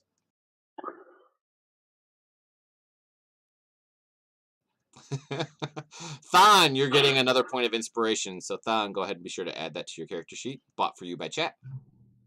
Yay, chat. Ooh. Oh, that was bad. That was bad, but you didn't die, so you don't have to worry about using anything. Gallus.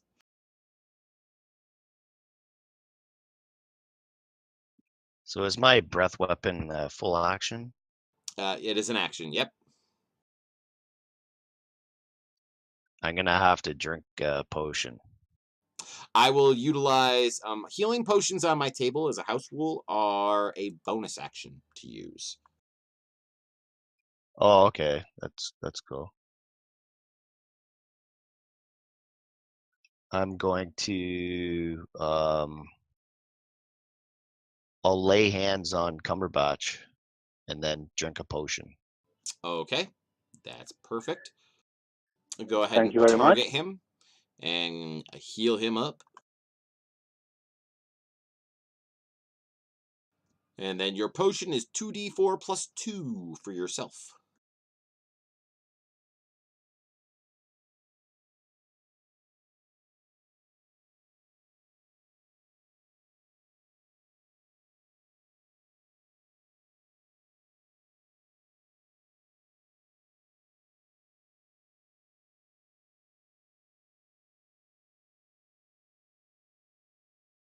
Okay, how do you roll for the potion?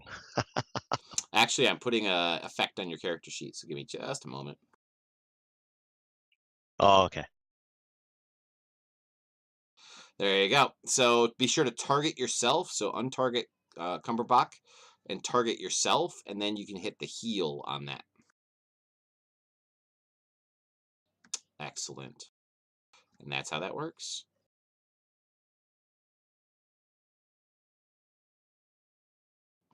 And we'll check one off. As you can see, you can just go ahead and check them off as you do them, because I know you have 3 of them. And there you are. You still have movement if you wish to move. You will not provoke attacks of opportunity, any of you, even with the things right next to you. You're not provoking attack of opportunities from these things because they are flying past you. They can't really stop and hover in one space kind of thing. Yeah, I'll finish my move. Okay. Yep, you just let me know when you are done with your move, and I will worry about that then. As this one will fly by and try to smack a Cumberbach on its way by. And it hits. Oh, that was bad. Yeah, that was bad. Do you wish to use your point of inspiration? I think I've got to. Okay.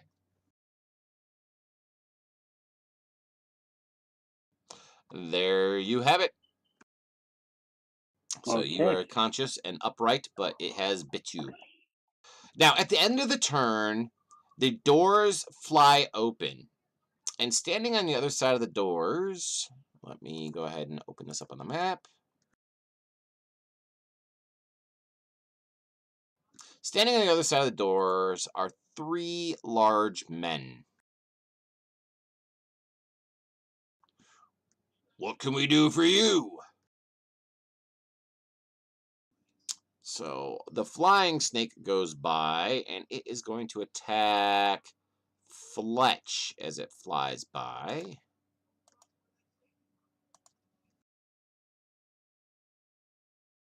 And hits.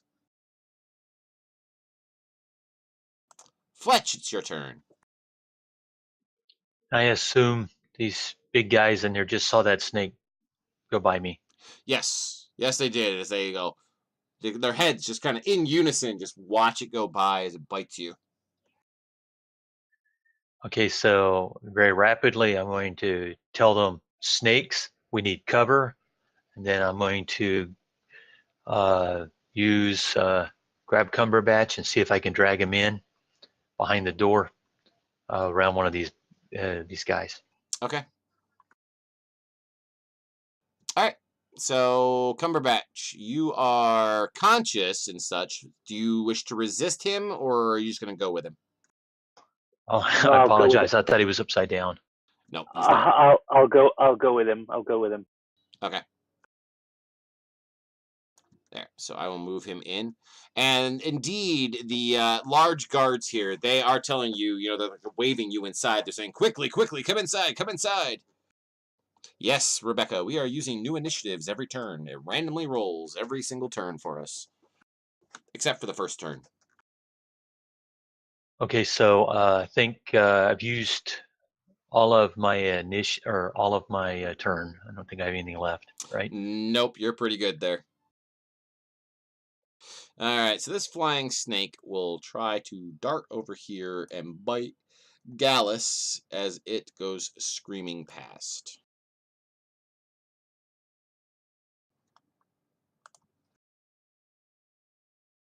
Uh-oh, it hits.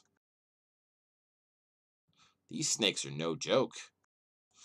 All right, this flying snake will zip over, and it's actually going to come in and attempt to bite one of the guards. Oh, it hits him. And then it will fly back out and around that way.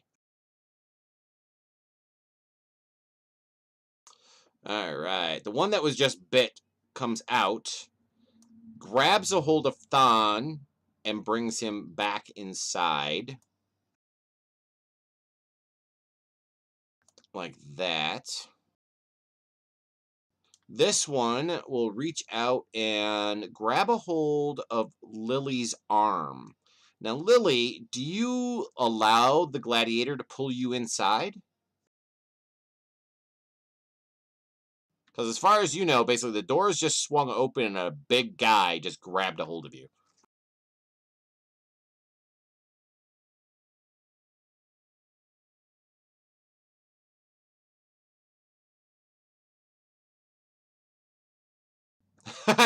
Okay.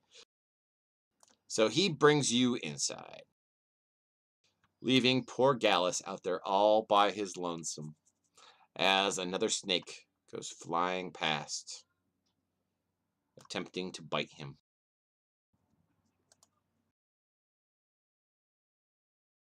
And misses.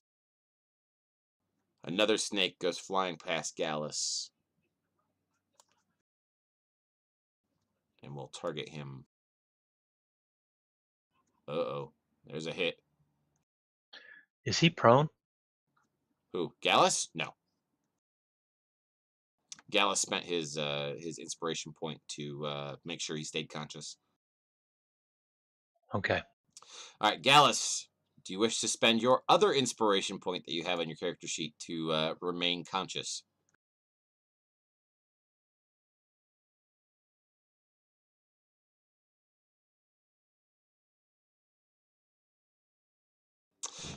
Yeah, I will actually, because my turn's next. Right. You know what, Lily? Yes, I will allow you to use your inspiration and your reaction to help.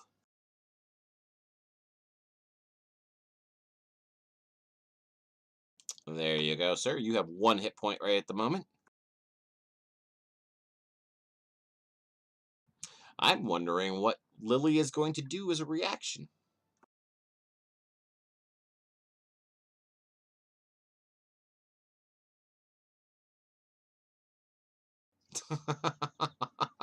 I'm laughing at chat. From the creators of Sharknado comes the new cinema bomb, Snake Skeeto. Ah, that's cool. I like that. I like that. Okay, so a minor illusion pops up around Gallus, and you kind of have cover at this point, Gallus, as a bush kind of appears around you, and kind of this weird green leafy afro style thing on you.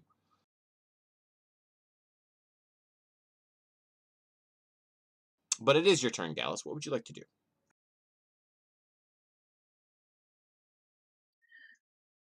So I can dash into the room as a bonus. Dashing is an action, but movement is you can move. I mean, you got 30 feet of movement that you can utilize. Because I was going to breathe fire on those 2 snakes and then move into the room. Okay, that works. You can do that. So be sure to target both of those snakes. And then go ahead and use your breath weapon.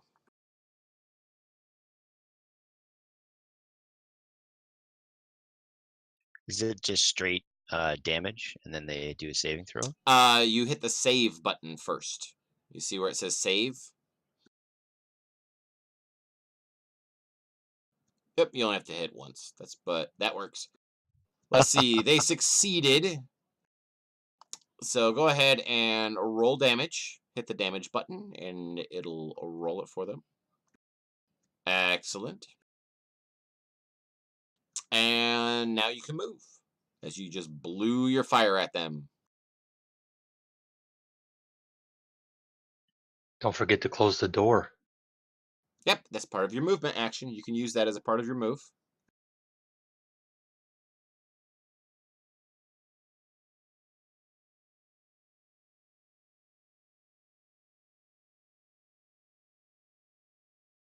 Okay, so Gallus comes inside. And are you going to close the door, sir, or are you just going to go ahead and just kind of stand there and do the whole Gandalf "you shall not pass" bit? I will definitely slam those doors shut. Excellent. And you slam the doors shut.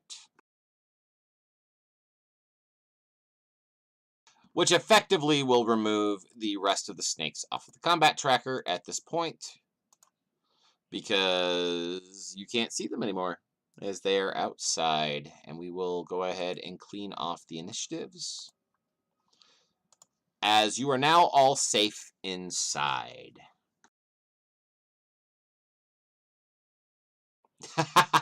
Okay, you go ahead and go be the worried mom over Than. That's absolutely fine.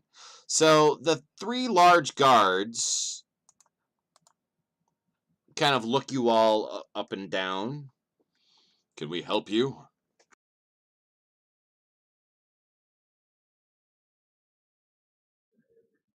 Than is unconscious, correct? Than is unconscious, yes. Yes. Could one of you two give him some healing? Yeah, I can. Do lay on hands. Okay. How much you gonna pump into this? Oh, just the one for the moment. We don't Just know one. if we're gonna need just the one. Yeah. Okay, that's enough to get him to be conscious. There you go, Than. Then perks up, twitches, grabs his daggers. It's like, where am I? What did I miss? Why do I always miss things? Well, if you stop sleeping around all day, then maybe you'll be able to catch some things. You only missed about 15 seconds.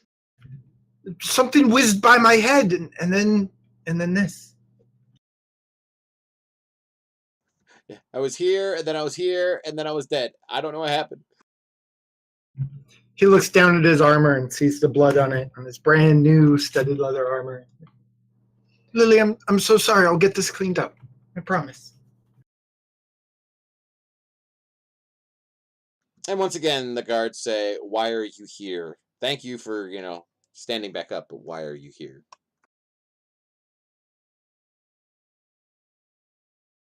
We've been sent to see Lady Sylvain.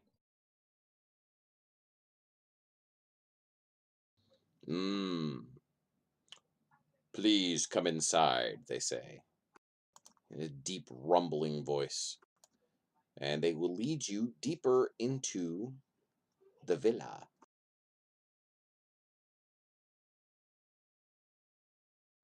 Ooh, fancy.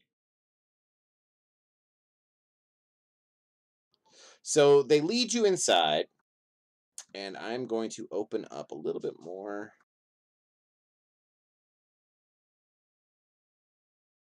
There we go. They lead you inside, and they point off to your right, where you can see there's pillows and rugs and such.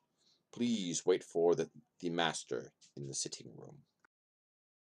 You can also see that beyond the archway, there is a large, like, open domed area that is definitely two floored. That check mark on the floor is the upper floor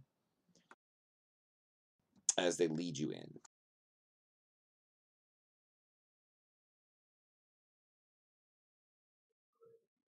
So the sitting area is on the right. Is that correct? Yep, it's over there. The So looks I'd like like little candies over there on the right hand side. to do a once around the room when I go in. Okay. Like start there and all of this stuff. All right, not a problem.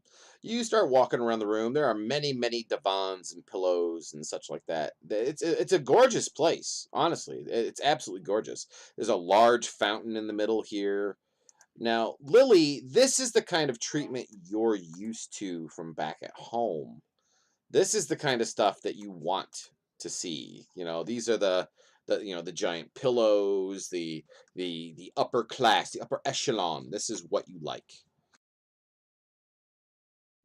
And Theron just looks like he's in awe at all this stuff around him. Gotcha. And Gallus, are you coming inside as well? Because the guard will stay with you as long as you're not with the rest of the party.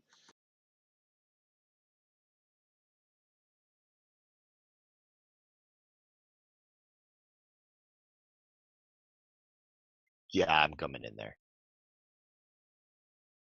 Okay. All right, so 2 guards will stay right out here in front of you guys. They will not allow you to pass. But the 3rd guard will go and disappear elsewhere into the house, leaving the 5 of you in the room like that. There we go. Leaving you guys right here in the room. Now, as you spin around the room, Fletch, you notice that, the walls have little murals on them. They do have, these lit up little torches around. But there are windows along the eastern wall that look outside. I would have looked through them to see what was out there, to be aware. Okay.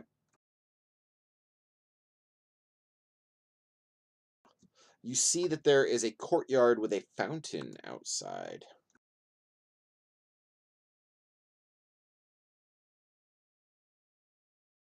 Pretty. Yes, it's very, very pretty. Very, very pretty area. Now, let me take a look and see if this guy actually has a token.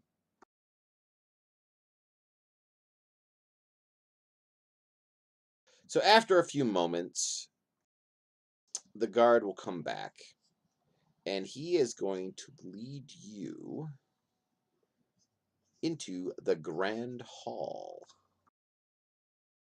Let me see which one that is.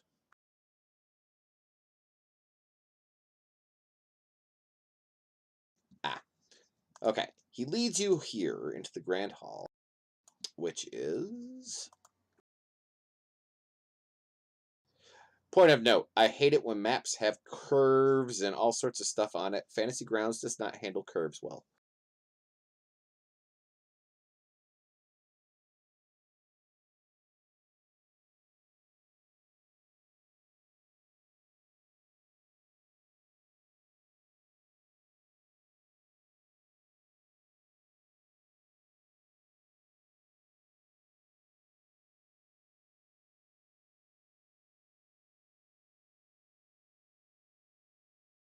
So all of you can go ahead and enter the big round room if you so choose.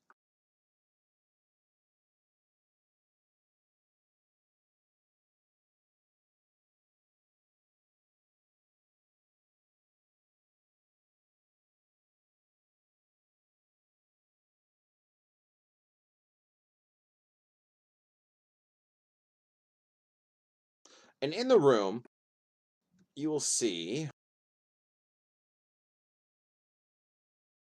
a interesting looking man.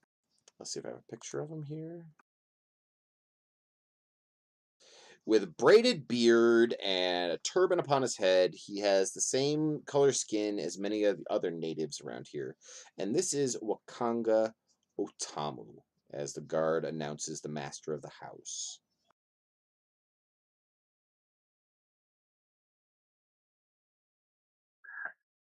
Greetings. And I say to him and I bow.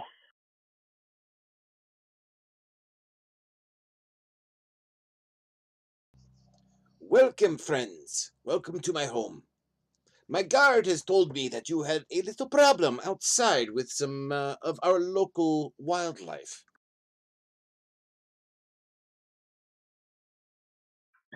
That's one way of describing these vicious snakes, local wildlife. Yes. So, what can I do for you? It is not often that I get northerners here. We were summoned here. Well, we were not summoned here. We were called here to look into the death curse by the lady of the house, we believe.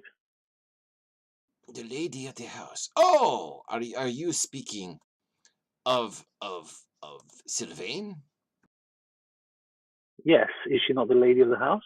Oh, no. She is not the lady of my house, but she is a friend. Okay, sorry for my mistake. Is she here?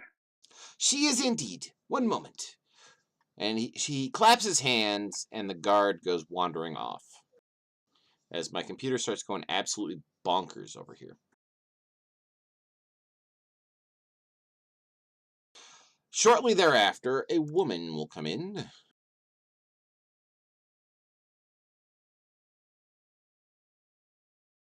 Oh, there's no picture of her. That sucks. A woman comes in, and she is definitely a northerner. She is fair-skinned. And I will put her out.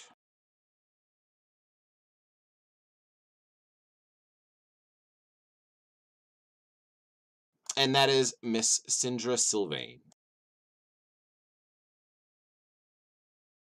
She does not look like she has had a very good time of it.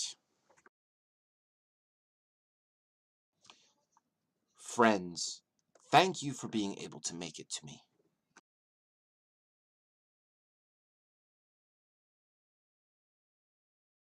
We're glad we're here. We've been hearing about the death curse all the way through the city. Tell us what we can do to help. Well, she kind of looks a little worse for wear, to be honest. She looks like she's gaunt in the face, almost skeletal. And honestly, she looks like she's having the life like drained out of her, kind of thing. Years ago, I was an adventurer, and to be honest, I died, but I was brought back from the dead. I've since closed that door on that stage of my life, and I no longer do any adventuring. Now, this death curse that you've heard has struck me. I don't know how much longer I'll last before I finally perish. And the clerics of the north were unable to help me. They just do not know what's happening. My contacts in the Harpers learned that there's a death curse that comes from some sort of necromantic artifact called the Soulmonger here in Chult. Now, Chult is a jungled peninsula ringed by mountains and choked by rainforests. And from what I've been able to see, there is a ruin by the name of Omu, an ancient city that was dedicated to the gods, that is somewhere deep in these jungled forests. That is the resting location of this terrible artifact. I need you to go into the jungle, and I need you to destroy this artifact. Not only for my health, because I don't believe I will live long enough to see you succeed, but for the people of Chult, and indeed for the entire populace of Toril, this artifact needs to be destroyed.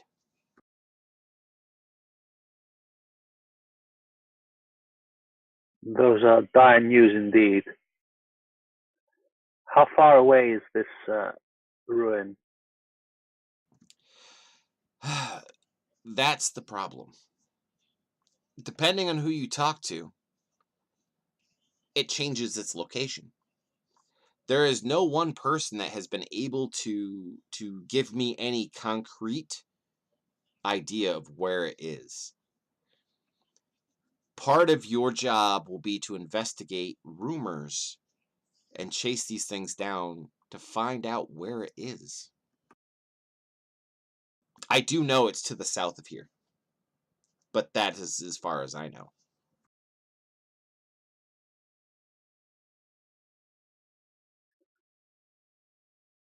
Has the curse reached the city?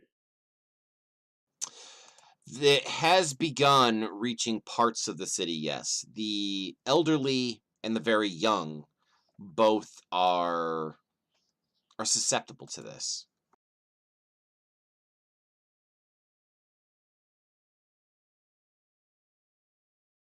We've heard that lots of people are flocking into the city for protection, but if the city is also susceptible, then it'll only make matters worse when it sort of breaks free in the city.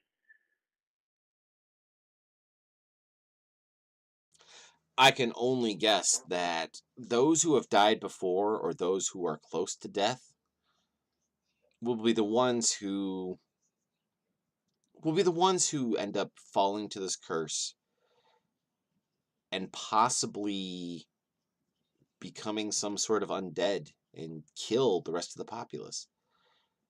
I don't want to see this. The Harpers don't want to see this. But I fear that if this artifact isn't destroyed, not only will Port Nyanzaru and the other cities of Chult be decimated by the undead, but I fear that it'll eventually spread to places like Baldur's Gate, Waterdeep.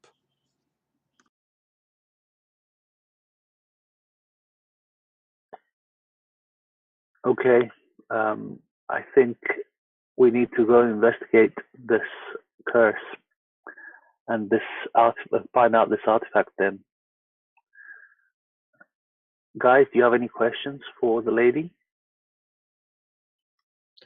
So, do you have anyone who can provide us directions, guidance, touring, supplies, Wakanga is actually the advice? one who pipes up here.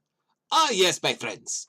We have many people here in Port Nyanzaru who are skilled scouts, and they would be able to lead you off into the jungles.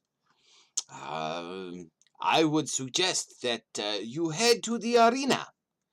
There are many, many people looking for work. Now that there are so many who come in from the outlying villages, the town is bloated, and those who live in the villages would have the best idea of what would be in the jungle. As a merchant prince, I live here in the lap of luxury. I do not get out into the jungle, nor do most of my men. However, we do know that there are many people by the arena who are looking for work, who have come from the villages. They would be the ones to ask. That is a wall of text. Holy crap. Give me a second so I can read this.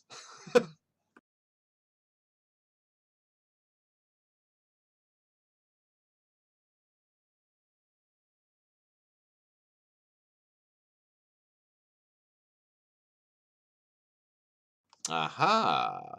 And to respond to Lily, Syndra continues using her subtle gestures that the two of you are able to understand.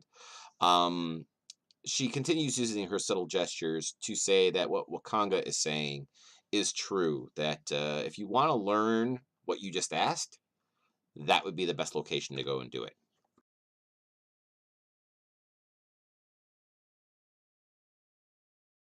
Continue.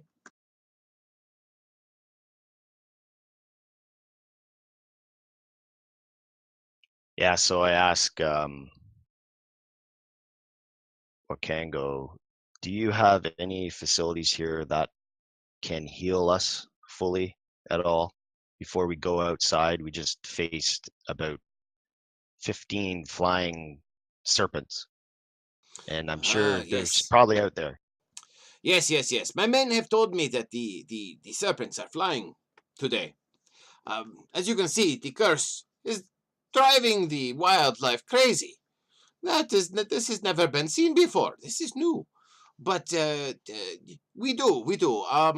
Let my men will show you to a place where you may rest, for a little while, and you may use my house, to recuperate. While I send one out to go find a priest. I will bring a priest, and the priest can come and cure your ills.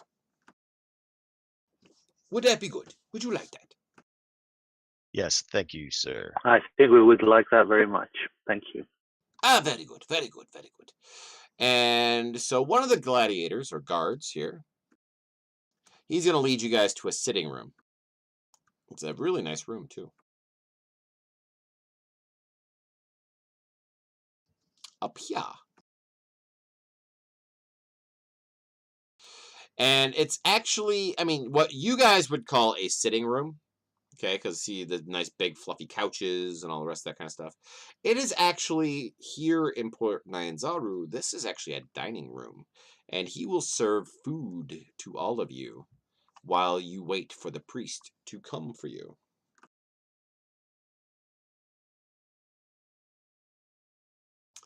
And you guys can all move yourselves into that room. Syndra will also sit with you for a little while.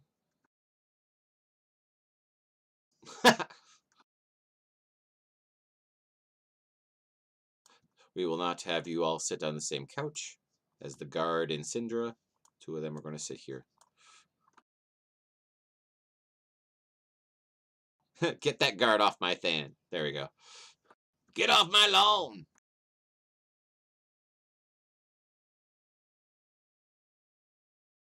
There we go. All right.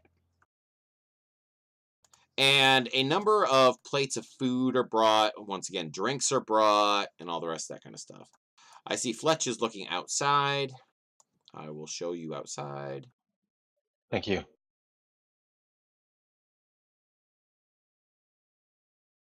There you go. There's that side. I'm only going as far as you're able to see. Like the vegetation and such back there actually is very, very deep and thick. So you really can't see much past it, but you do know that the lawn, the walled-in lawn, actually goes further. But from the windows you're currently looking out, you can't see above the wall. Even though we're on the second floor?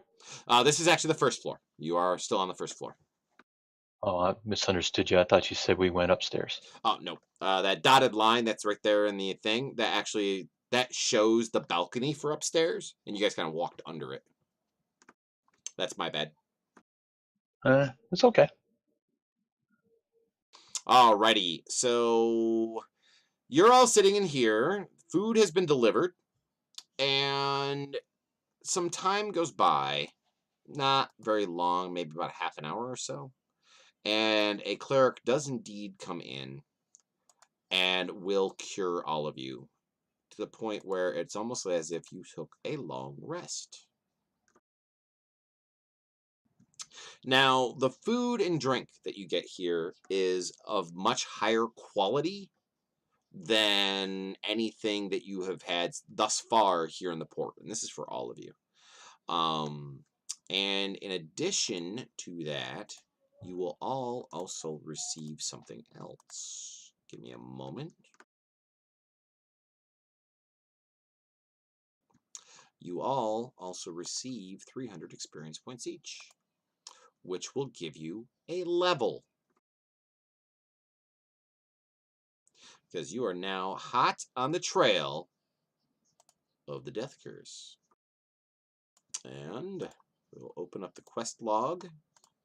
Now, for those of you who don't know how to do quests, on the right-hand side of Fantasy Grounds, there is a little button called Quests. In there, you will see that you now have a quest. Yes, exactly. Level 2. Level 2.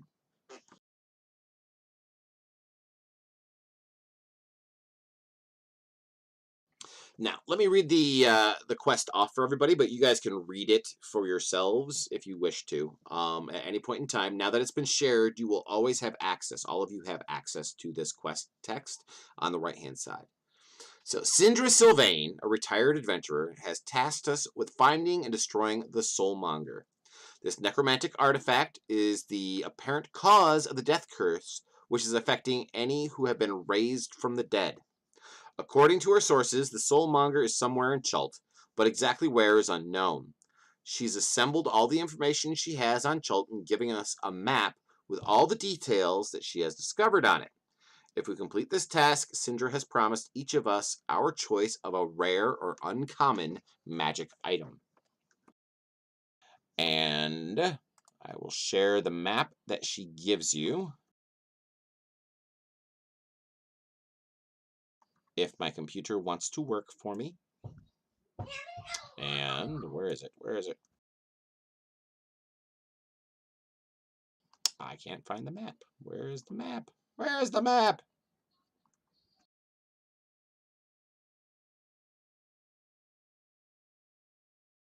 Nope, that's not it. Well, damn it. I can't find it. I cannot find it. Nope, that ain't it.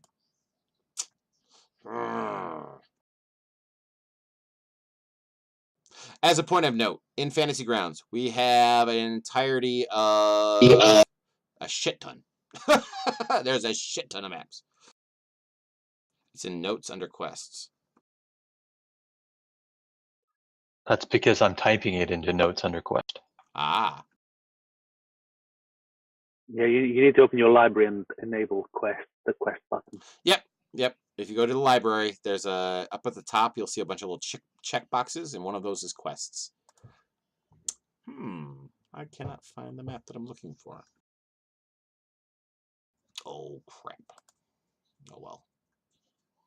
We'll find it for next time. Because you guys now have the opportunity of leveling your characters to level 2. And this is a good spot to go ahead and stop my stream so they don't have to worry about it. And you guys, I will hang out with you guys so you may go ahead and level your characters. So, ladies and gentlemen who are watching, we will be back in a while, week, 2 weeks, 3 weeks, because the next scheduled time for our game is actually the same day that my oldest 2 kids graduate from high school. So we will not be playing. Congratulations. Exactly. My once again, oldest two. I'm not old enough to have all of my kids out of the house yet. I don't want to feel that old. Please don't make me that old. But the oldest It becomes two. lonely. Yeah, then it becomes lonely. Well, it's actually getting a little bit lonely. Susie and I kind of figured this out the other day. We're like, oh my God, our kids are leaving. But we still got 2 others. Our youngest is 9, so we still got at least 9 more years of this. So we're good to go. But so, ladies and gentlemen, for myself, for Susie Q, for all my players, thank you for coming and watching. Players, hang out for a minute so we can level your characters and chit chat about some stuff that's going on here. And be sure to check our schedule. Those of you who are watching, be sure to check our schedule to see the next time we play Tomb of Annihilation, when maybe I'll be able to sift through the 700 maps in order to figure out which one was actually handed to the players. And we will go from there. So, ladies and gentlemen, thank you so much for coming by, and we'll see you all next time. Have a good one. Bye-bye. Bye-bye, stream. Bye. Cheers. Oh, I love that.